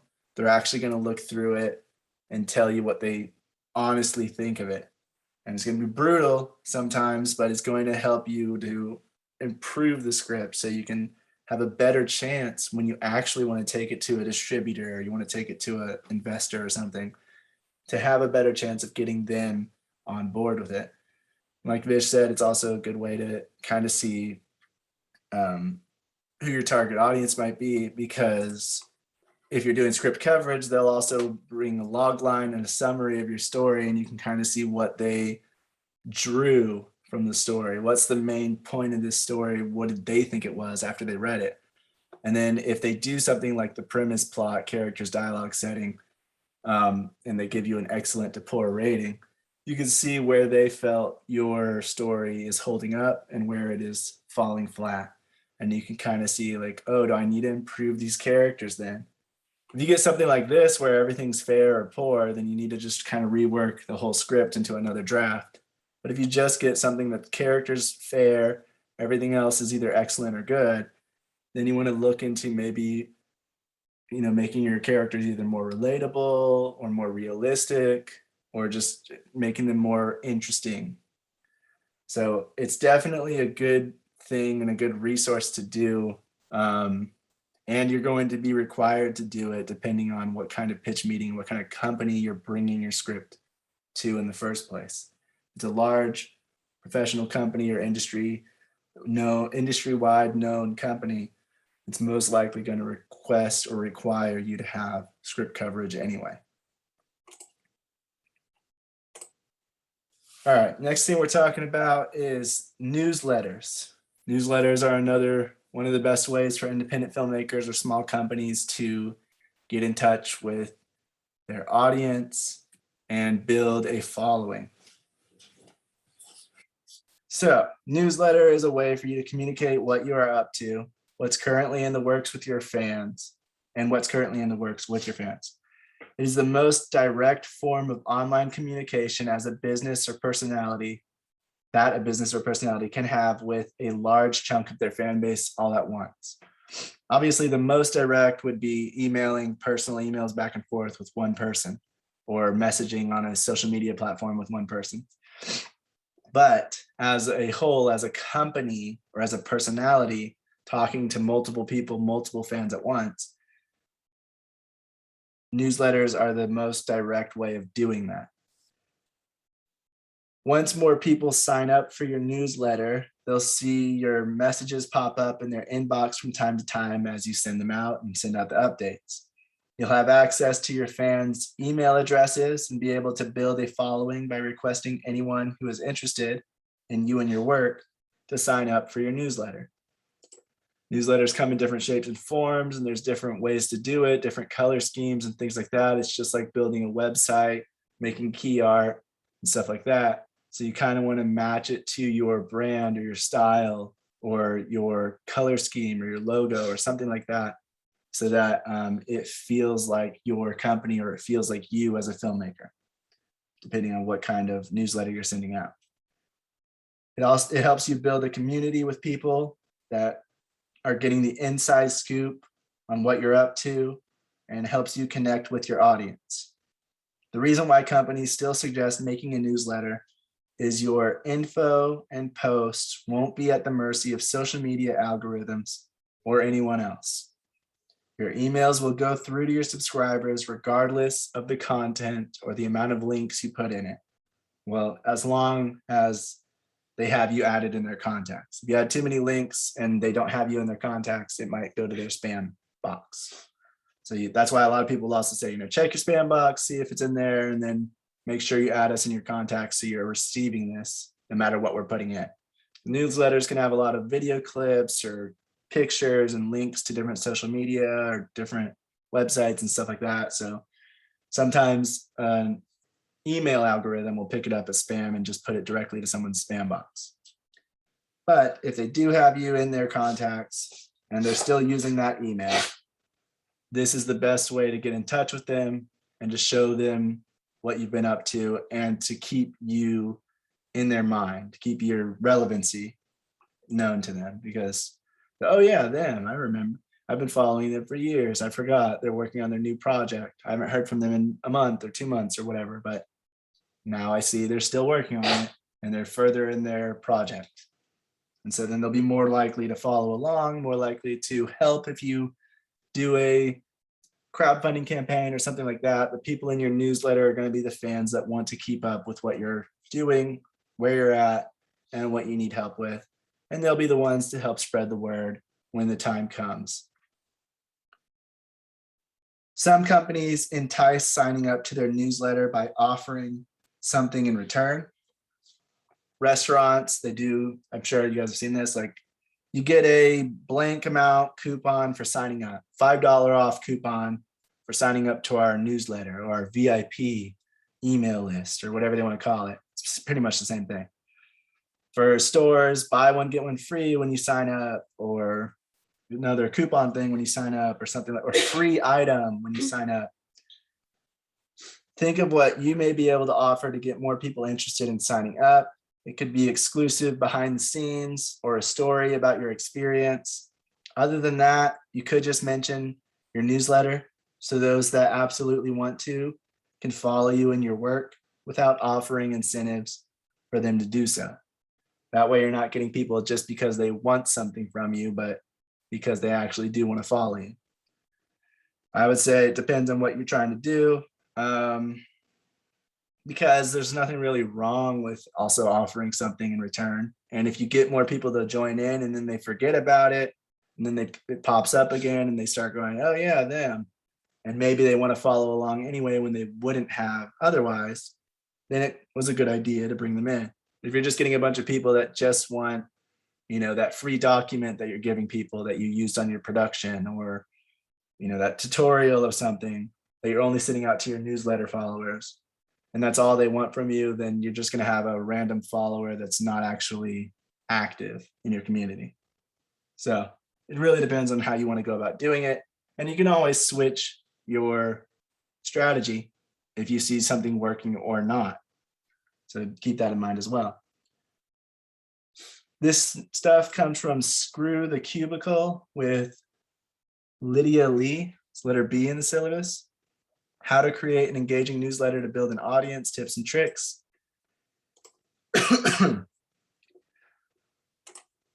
She says 60% or more actually read a newsletter compared to a passive scroll on social media of the same post or information. If that's true, that means that a bunch more people are going to actually see what you have to say when they get it in their email address than if they see it on social media. And that's good, because if you have something coming out, or if you have something that you need help with, like a crowdfunding campaign, actually getting people to stop and read it or check it out, you'll have a higher chance of getting them to also take the action of helping or checking out the thing or subscribing or whatever it is that you're trying to get them to do. You want to have a structure and a theme behind your newsletter updates. You typically want consistency in your newsletter as well, whether it's bi-weekly or monthly updates. Some do weekly updates, like content creators with weekly videos. That way they can send out when their new video is up. Some do bi-weekly because they just can't keep up with weekly, or their audience can't keep up with weekly. And some do monthly because they don't have as much news. Some even do quarterly when they don't have too much news, but they want to keep people interested in who they are and what they're doing and what's happened so far. By the way, these are all just like examples of different newsletters that I'm passing through for now. You typically want consistency in your newsletter. I already said that. Do you want to give recap newsletters? Because those are a thing where it's just recapping the events of what's happened up till this point. If you're doing quarterly newsletters, that's probably more along the lines of what you might do. And it's like, here's what's happened in the last 3 months. And here's what's happened with our project that we're working on, or that we're in production with, or we're post-production, or blah, blah, blah, blah. Or you can also do a newsletter that has updates on what is planned, what is coming up, or what just came out. You may decide to do a mixture of these, recapping for the month, or the half year, or a year's events for you and your company, as well as the regular updating bi-weekly or monthly newsletter update, where you're updating them on what's happening, and then you look back on the year, you look back on the last quarter, you look back on the last half year, or however long it may be, and say, this is what we've accomplished this year in this time frame. This is what we've accomplished, or this is what we've been working on, just as a refresher for everyone keeping up. There's another 80-20 rule that you may want to use for your newsletter. 80% should be informative or educational, and 20% promotional. So you shouldn't have everything being just promotional and like, come check out our new thing, come subscribe, buy our merchandise, do this, do that, do this. You should also have most of your posts be about informational. Could be just what you're up to, what you've been doing. And informative, educational, it could be giving out some tips on filmmaking, or a story about what you went through in your production to help whoever wants to do a production have a better idea, or just to get your fans involved in what's going on behind the scenes. And it's informative of how you do your process for your company, for your business, for your film. And then 20% promotional, being like the other stuff. Because if you give out more that's informative and educational, you give them more of a reason to stick around in your newsletter than just if you keep giving out promotional information of buy this, do this, subscribe here, crowdfund us here. That stuff can get old and just feel kind of spammy after a while, and somebody might stop following your newsletter if that's all that you give out. So with that 80-20 rule, out of 5 emails, 1 is promotional, and the rest of the 4 are educational or informational. You also want to have a call to action at the end of each of your newsletters. So that can be the button where you say, subscribe here. If you look at all these examples, there's see full schedule, RSVP, get free socks. That's joining that newsletter. And there's quite a few on this one. I think it's a little bit too much, but browse our shorts, our latest blogs here. It's getting them a reason. Download is up top. So those are the call to actions of do this thing, check us out more, download our thing, get this free thing, do this, do that. And those are the call to actions in each of these. Watch the film right there at the bottom. So you want to be sure to include something like that. Check out our website, check out our social media, check out the merch store without it being the main subject of the newsletter. So you still have the informational for the 4 emails. All this information could just be stuff about what's going on. And then at the end, you could say, if you want to know more, go to the website or follow us here, or, there's merch available here at this site. And that way you can still have the people that want to support you have something to do at the end of the newsletter, that call to action, give them an action to take. And then of course, if you have the film already out, you could be saying you could buy tickets here, or if you have it downloadable, you can say, download here, check it out here, whatever it may be. You could also ask for feedback on the newsletter, comments or questions, and more. There's any number of things you can do as a call to action, but that's what it would be, them doing something. If you're asking them for questions, if you're asking them for feedback, then that is asking them to do something. That's a call to action. So keep it limited on the amount of call to actions that you have, but also don't be afraid to put it in, pretty much.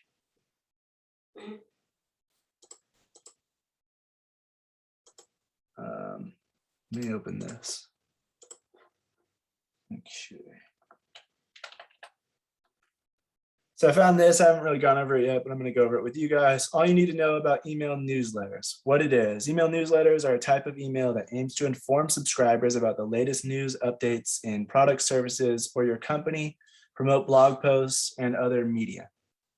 Research shows that 19.4% of US adults subscribe to 2 or 3 email newsletters, while 14.7% subscribe to at least one.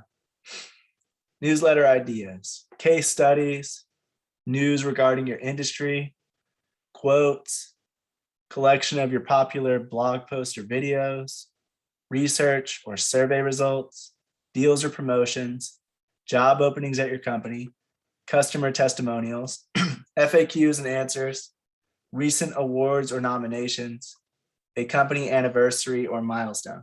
So a lot of those things are for regular business, but they can also be applied to filmmaking, obviously.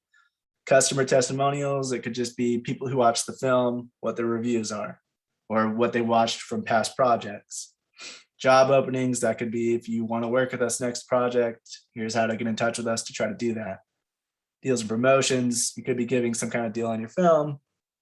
Research or survey results, you could be saying what we found when we looked into who our target market is or what our next project is or whatever it may be, whatever research you could have collected. Quotes from different films or different filmmakers. And then the rest is obvious. Newsletter design. White space is your friend. It should look clean. It should look professional. It doesn't need to be too cluttered and ugly. It's just like what we talked about when we talked about website design. You want it to look simple. Simple is better. Use clean images. Make your emails mobile responsive. We'll get into what that means in a minute. Test the length of your newsletter. Try videos, memes, and other media. Make your CTA, call to action, clear and visible, even obvious. Make sure it stands out compared to the rest. Keep the same voice, logo, and icons throughout the email. You don't want it to sound like it's coming from 2 different people or 2 different companies. Make sure it sounds like it's unanimous. It's in the same voice. It's in the same present or past or future tense and doesn't change here and there. And the logo and everything, like I said, with the colors, that's all important to establish a brand, establish you as a separate person, separate filmmaker from others. What is its significance? Email newsletters increase brand recognition, build long-term customer relationships, and help you promote your products or service or brand. They help you promote your films. They help you get an audience to follow you for future projects. That way you can ask them what they think of certain things. If they want to leave feedback on scripts, if they want to help you out by giving you money in a crowdfunding campaign, if they want to leave feedback on a film you've already made, go see this film, whatever you're doing, having a built-in audience is going to help you no matter what. And it's going to boost your chances of getting funding and getting people to support you that aren't your fan base, because they see that this person has a fan base for some reason. Maybe there's a reason. Let me check them out. Let me check her out and see if they are worth following. And then, of course, they already have an audience. Maybe I should give them money because this audience that's following them already is going to see the film. I should distribute it because they already know how to market themselves to people because they already have a built-in audience. They're already marketing through their newsletter. They're already building a brand. They're already building an audience. So they know what they're doing. Let me give them a bigger chance, or something like that. So it's always good, and it just helps you in the long run. It takes a while. It takes a while to build up.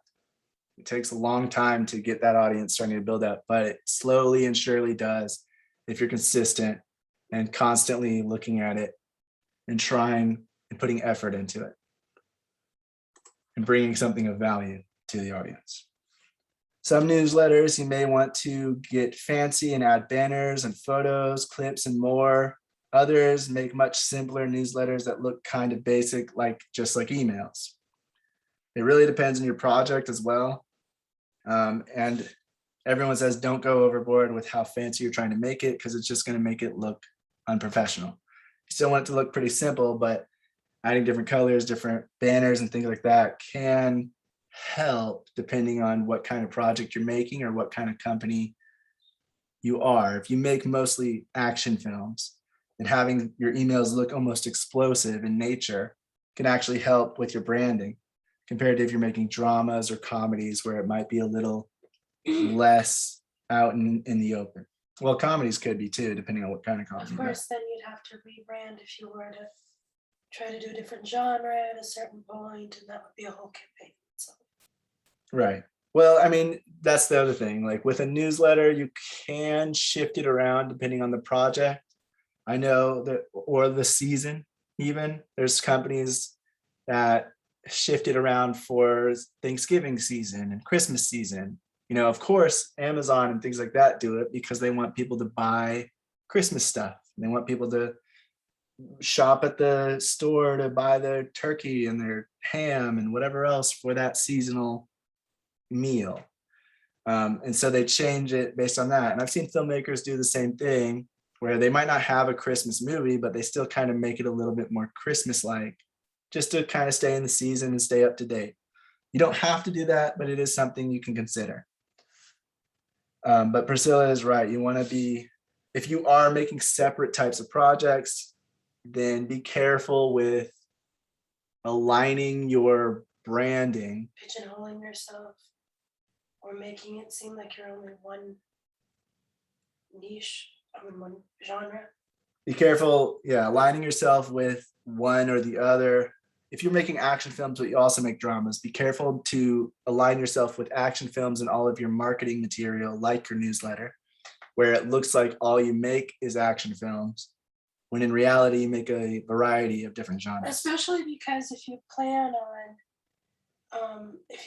okay, the first few films will be action, but then we'd like to expand later, make sure that you either remarket or have a plan in place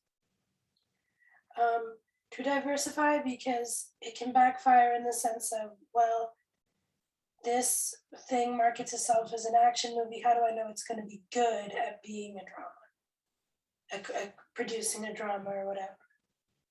So you have to be careful as well in that sense, because you can end up accidentally pigeonholing yourself as a production. Right.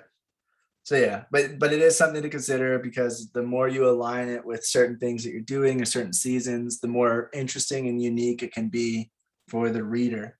Oh yeah, and plus that it is fun for people to, there was a rebranding. It makes it feel like it's a completely new company or a completely new, just have one thing that will always be exclusively yours, and that will make people know that that's you. But that doesn't mean you can't explore different genres or change your brand up a little bit, change your logo up a little bit. Like we've seen throughout the years, different companies have just changed their logo in very subtle ways to reflect the time period or the genre of film that they're producing, that kind of thing. But it always feels distinct to them, There's always something that it's like, that's definitely still Universal or Warner Brothers or whatever. Yeah. So it can be done, basically, is what I'm saying. Right. But so it's just something to consider. You could base it on per project. Just make sure that you kind of know how to communicate that to your audience, and you're not sticking to one type for too long, because then you'll be associated with that type of content from the rest of your newsletter fan base that starts to join in after the fact. Also, with the way you do your newsletter, whether it's simpler or a little bit busier and it has more stuff going on in it, it should also depend on if some people like it or not. If you're the people following it, some will like one over the other. So it really also depends on your business or your film, as well as what your audience likes. And you'll get feedback sometimes when people don't like it and they want to follow you, but they're like, it's just so hard to read your thing because it's so ugly, or it's so all over the place, or it doesn't give any information, or, you know, posting that many times, posting daily, I just can't keep up, you know, however much.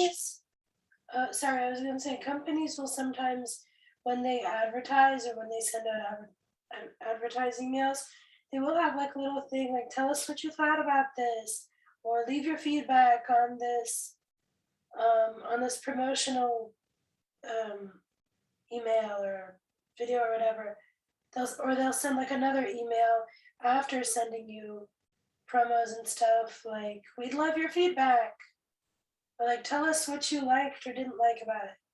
And that way they can gauge their audience, what they're looking for, what they like, what they don't like, in a much more engaging way. And they're really smart about it, where they do it in a way where it's like, be a part of our process or whatever. They'll make you feel like you're a part of creating their brand in a way.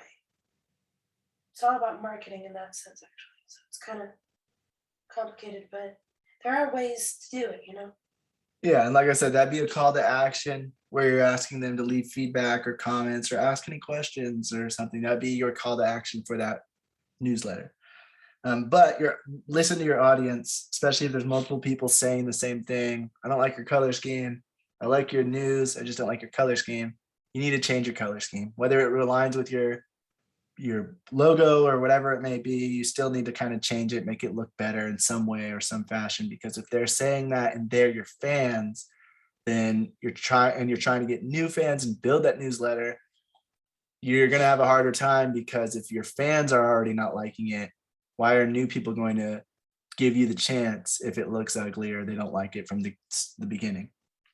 So, or just with how often you post, whether they want more or less, they'll often let you know too, especially if you're asking, like Priscilla said. So if they're saying we want a simpler layout, or yours is kind of boring looking, then you might want to consider changing it to adapt it to whatever they would like instead. I feel like if I remember correctly, there's entire tutorials online on how to get customer feedback in a more dynamic way and stuff like that. So. Yeah, there's tons of that. There are also newsletter templates you can find online for formatting your newsletter and for getting a general outline of the kind of thing that you might want to add into it. And there are newsletter builder sites or newsletter creator sites, or I don't know how to say that, but you guys know what I mean. You can subscribe to, and it'll help ease your newsletter creation process. That's these websites I have up. Hubspot is one of them. Yeah. Oh, I don't think they have their thing. Oh, there it is. HubSpot. It looks like this. Constant Contact, MailChimp, Get Response, ConvertKit, and more. They're subscriptions, and they keep a lot of like analytical data, as well as making it easy for you to just like throw some pictures in or connect something to your newsletter. Like if you have a YouTube channel, you can connect it and then decide whether you want to put a video or not, link it into the newsletter. So they kind of make it a little bit easier. It's kind of like a website builder, but it does cost. I don't know if there are any free ones, but from what I found, most of them have some kind of monthly charge, and their costs are all different depending on the website. And you'd have to look up the feedback and if people like it or not. So, but that is out there because again, newsletters are very important. So it can make it a lot easier to make it look professional without having to build it from scratch, which is what a lot of people can struggle with. And then once you kind of get the idea of it, you can decide whether you really need the site or not. Or you can try the other way and do it on your own, and then maybe start a free trial on one of these and see if you want to do that, if you're doing a newsletter at all. But giving something of value to your newsletter subscribers that sign up only if they sign up is called a freebie or a lead magnet. So basically trying to lead them into the newsletter. Another great thing about a newsletter is finding out who your audience is. This goes with the target market discovering and with figuring out who your target market is, and can help you get a more accurate idea of who your target market may be. Starable.com states that email converts 20% of followers to action, while social media lands around 1% per platform.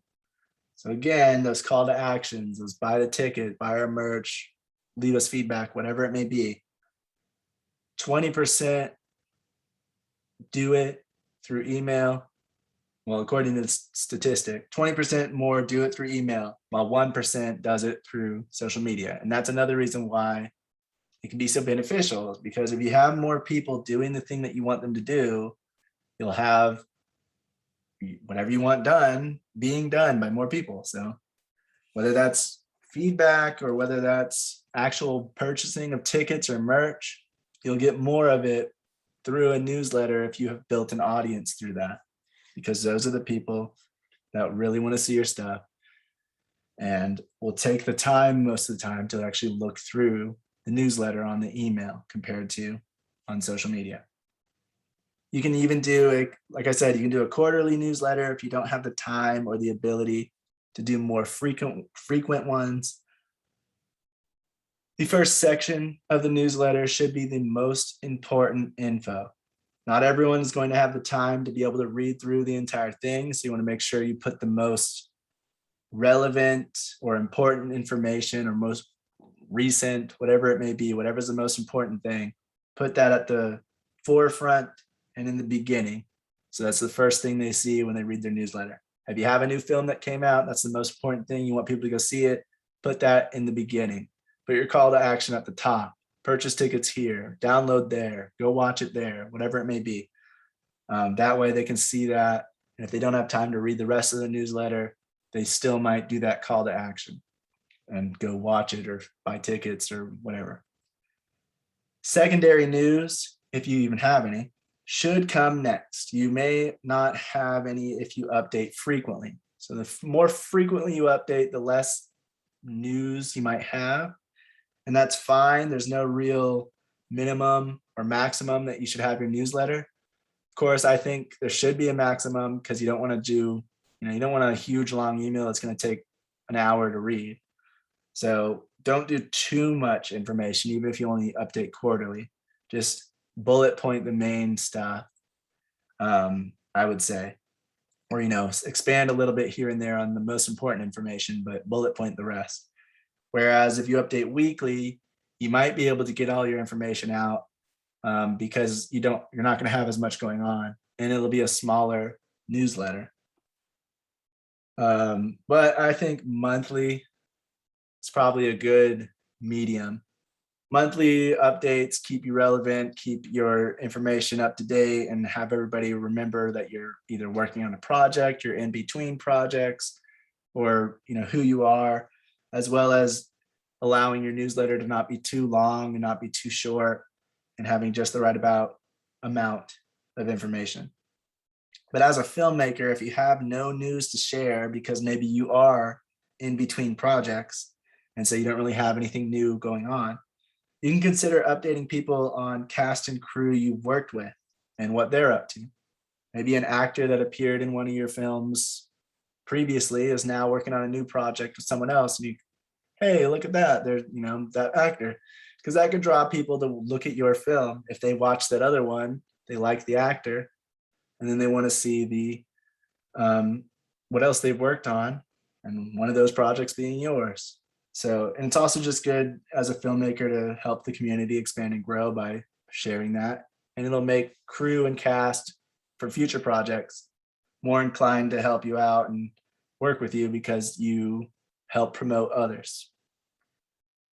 It's not a necessity, but if you don't have any information and you still want to make a newsletter because you should stay consistent with it, consider doing that because it's just going to be good and something that you can do to have some kind of information in your post or your newsletter. I mean, your email.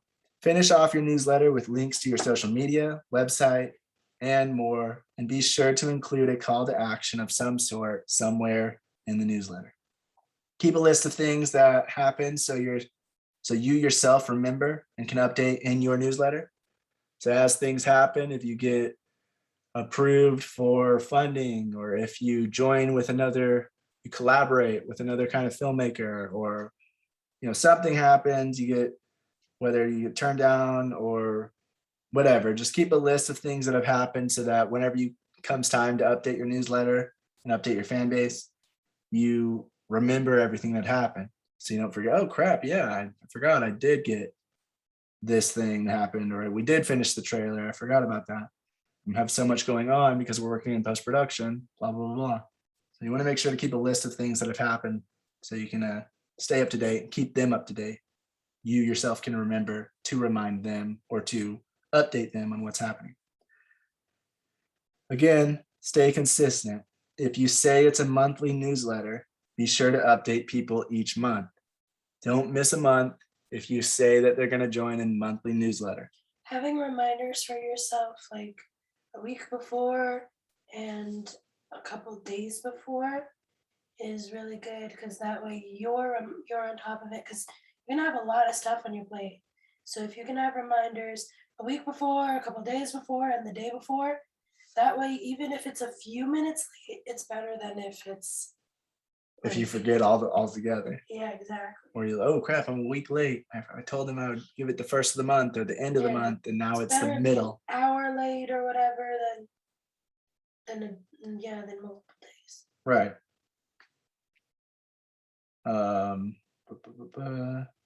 Don't worry if your newsletter isn't huge. Like I said, there's no set length of how long a newsletter needs to be. If you only have a small amount of news, keep the newsletter short and sweet. The reason why people are subscribing to your newsletter is to hear updated information about you, your company, or possibly people you've worked with if you want to choose that. But don't just try to fill it in with whatever just because you feel like it needs to be a certain length. That's just going to make it boring. If it's short and sweet, it'll be easy to read and easy to stay up to date with whatever you have going on. And that's not even a problem. So just remember that. Don't just fill it in. Just like a film, you want to cut out the crap that you don't need in there and make it nice and to the point and short and sweet. If you don't have anything of value or any creative or interesting facts or something to put in. All right, this stuff comes from filmlifestyle.com. It's the last bit of stuff, I believe, for this topic. It's letter H in the syllabus. Filmlifestyle.com. Just like with a website, people can read their newsletter, their email on multiple devices. So be sure before sending it out that it is desktop, laptop, tablet, and phone friendly. Desktop and laptop is going to be the same most of the time, but tablet and phone are different sizes, and that will make the things appear in different parts of the display. You want to have what is called responsive email design that formats for whichever device it is viewed on. You can see that on this screen.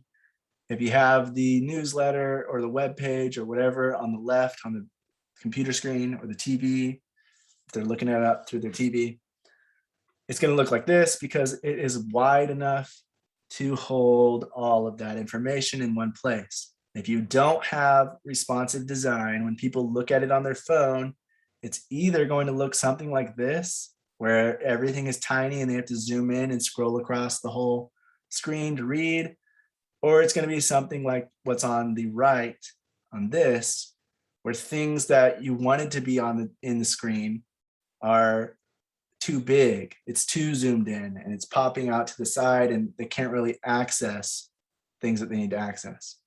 If you go on a website that has this and you're using it through your phone, or you're using it through a tablet, and if you're going through an email that has the same thing, you're likely not going to be reading it or looking through it because it's just too much effort. It's too annoying, especially with the device sometimes just popping right back up to the top left of the screen, even though you're trying to get it to go down to the bottom right to see what's down there.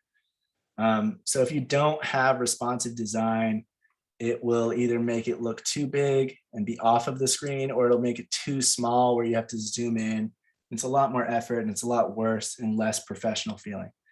If you have responsive design, a format like this will become something like this on the right, where it redistributes the photo and the links and the tabs and whatever else so that it works and looks well when viewed from a phone and from a computer or tablet, like on the left with this tablet. So that even though the computer screen is wide enough to maybe have these 3 bars side by side, like we have on this non-responsive thing, we want it to look different on our small display so that it doesn't have this effect where you have to scroll over to the right to get to this yellow button, or scroll over to the right to see what this orange button even is. So just remember that. That's the same thing across the board with anything online. With your social media stuff, they usually already have that stuff implemented on the site, so you don't have to worry about it as much. But with your own website, with your own newsletter, you got to make sure that it's going to be responsive. It's going to change how it's displayed based on the device it's being displayed on.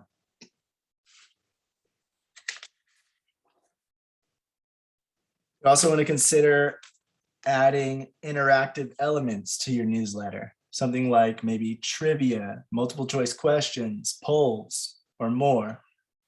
And that could be something like, was this information helpful, or was this newsletter good? That could be a way you could quickly get some of that information where you're not needing them to email you back.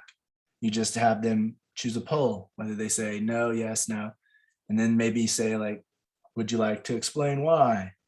You know, that could be something interactive. It could just be an interactive trivia, some kind of film, or how many projects you've done. It could be trivia about you. It could be trivia about the movie industry. It could be trivia about other filmmakers or other films, or things like that. I would just recommend try to not make it super clunky. Try to make it as easy as possible, because I have answered those sometimes and they're like super poorly made and clunky, and it just makes me want to turn it off and not even finish it. Yeah, I was meaning within the newsletter, just having like a 1 or 2 question, not a huge like. No, I know, but like even in the newsletters, like sometimes the formatting will be weird, and That's like, probably responsive design. Yeah. Honestly, that's another thing. Like if you have something like a poll, or if you have something like multiple choice where somebody has to click on something, if it's non-responsive design, it's a lot harder to make sure that the phone is going to click on the specific thing like it would if you were using a mouse on a computer. Responsive design will know that it's on a phone, and it'll make it easier when you touch that part that it's clicking that button. Whereas if you have to zoom in, you know, on a phone, you have to use your fingers to zoom in, and non-responsive design can sometimes think that you're trying to click that part of the screen, and then it's just a whole mess. And that's another reason why, depending on what you have, whether it's a website or newsletter or whatever it may be, you want responsive design to make sure it's going to work properly.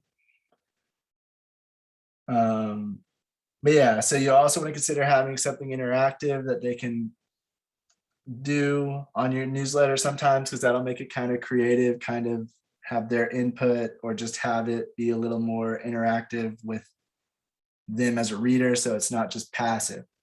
The interactivity is usually better to draw engagement from an audience than something that's just passive. The newsletter may be forwarded to others not subscribed to your newsletter, so you might want to consider adding a small something like, are you seeing this email and want to subscribe for more like it? and then like click this link or whatever, so that that links them back to your subscription page and they can choose if they want to subscribe if they're not already. And you just have that for just in case anybody forwards this to anybody else. They can decide if they want to subscribe really easily. You want to make it as simple as possible to subscribe or do your calls to action. So whatever that may be, you always want to make it as simple as possible and not be like in your head thinking, well, if somebody wants to see more, they'll just look me up on my website and then they'll go to the subscription part and then they'll subscribe. There's a lot more steps for them to take to get to subscribe to your newsletter than just it being there on the newsletter itself while they're reading it. So consider that. You always want to make it as simple as possible for people to do these things. They also said, they being the filmlifestyle.com, the people writing it, they said they were doing a weekly update for their newsletter. And they received feedback that weekly was just too hard for them to keep up with for their audience. So they switched to monthly instead. So frequency can also depend on your audience and what they would like, whether that's more or less updates from you. Be sure to communicate with your readers if you're unsure about anything. Do you like this newsletter? Is the information easy to follow? Should we update less often, more often? What would you like to see in our next newsletter? What? I was gonna say, I particularly think, in my opinion, and talking to a few people, weekly and monthly is a soft spot for most people. It's either once a week, every Wednesday or every Friday, or once a month. Seems to be most people's preference. It's not too much, it's not too little. Right. And again, that'll depend on your readers and your audience. Who's your target market? Who's your target audience that's reading this thing? If depending on their age group, depending on their education, or if they're in school, they might be like, hey, I don't have time to check the stuff out every day or every week, but I would like to keep up with you. Can you do it less often? And it'll be easier for me to see what you got going on. Because then it's only a monthly or a quarterly thing that I need to do to keep up to date with what you have, instead of oh my gosh, I got to read this thing every day to see what's going on with them. And I would say daily can feel pretty spammy, even if it's not. It's just like, oh my gosh, again, them, another email from them. Again. I know when I wake up and I have this and I have another email every single day from the same thing, I get kind of annoyed because I'm like, it's not like there's any new information, especially when I actually like, okay, let me see what it is. And it's just either the same thing over and over again, or it's barely a change. And I'm like, are you kidding me? Yeah. There's no need for you to send that every day. Yeah. So again, you want to look into it. It's going to be individually based. So don't just do it based on what we're saying. But I would say, me in particular, I would think that monthly is probably the best for filmmakers, because it gives you enough time to do it. You're going to be busy, especially if you're working on a project. So you also don't want to have to put too much on yourself to get this thing made every week or every day, especially every day. Holy crap. But then it's just a monthly thing. Like Priscilla said, you can set reminders so you remember to do it. You can keep better track of what you have going on during the month, and then just utilize all that information to do it so you have something to say instead of running out of ideas for what your newsletter even holds. If you have something to say, weekly might be perfect because it gets that excitement, like, oh, every Wednesday I look forward to this email. Or you can also update it based on, if you do have something going on, you're working on a project, you're getting ready to finish it, you can update your newsletter people saying you're following. We're going to be sending out newsletters weekly for this thing, up until it releases, and maybe like a month later.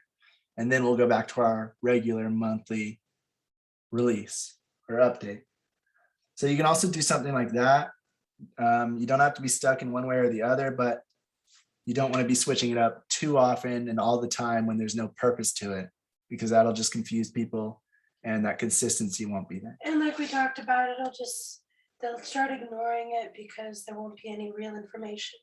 Right.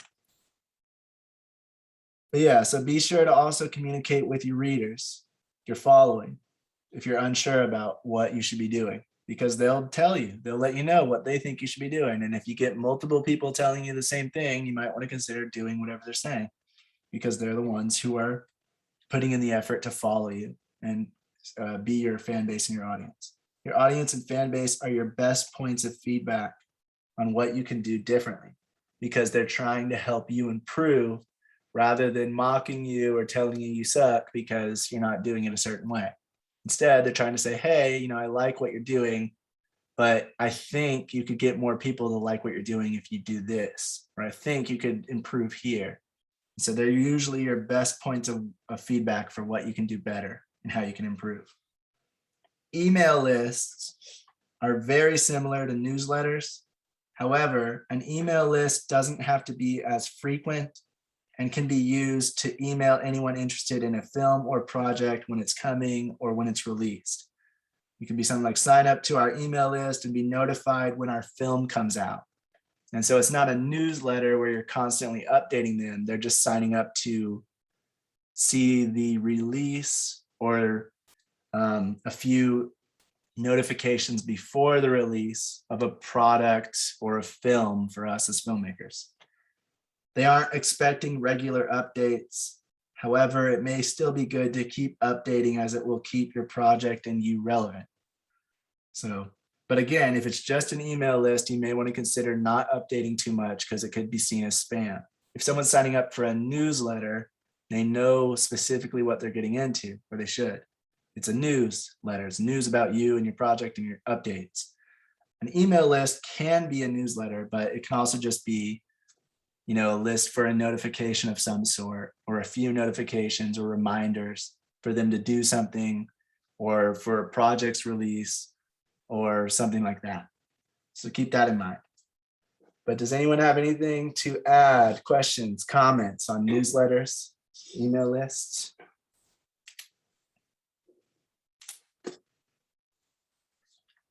No, One last thing that I just remembered is, like, a lot of people will be saying that, oh, I'll just do it on social media, it's the same thing. But like we said, there's statistics out there and there's information out there that points to it not being the same, as well as it not building that same kind of community feel of like, oh, we're the following of this person, or we're the following of this company. Instead, it's just following them on another social media platform, and people do that all over the place, but they don't sign up for every single newsletter from those companies that they follow on social media. So it feels more exclusive and it feels more like its own thing. And it also, again, it just helps you get whatever information you're trying to get across to your audience. We talked about social media and the way that Facebook's algorithm doesn't like when you put YouTube links in their posts, because then you're drawing people away from their site. But in a newsletter, it doesn't matter. You can share that content, you can share that link, and it's not going to, the email isn't going to not show it to people because it doesn't care. It just is a form of communicating between people and sending people email. So it's not going to block it the same way an algorithm of a social media site might do. So it's not the same, and it actually will build a better following on a newsletter. As well as what we already went over when we were talking about social media. Some people, social media comes and goes. So, Facebook was the biggest thing. It still is, but it's not as big with the younger crowd. They're starting to transfer over to other social media platforms.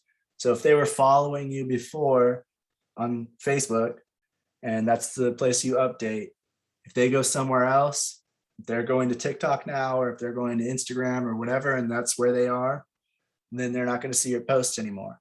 Whereas if they're on your newsletter, then they're going to see that pop up in their email, as long as they keep using the same email, of course. But most people don't really change their emails as often as they change what platform they're on or what social media they use. Even if they stay subscribed to it or keep an account, doesn't mean that they log in, but people check their email every day almost, or every week for the most part.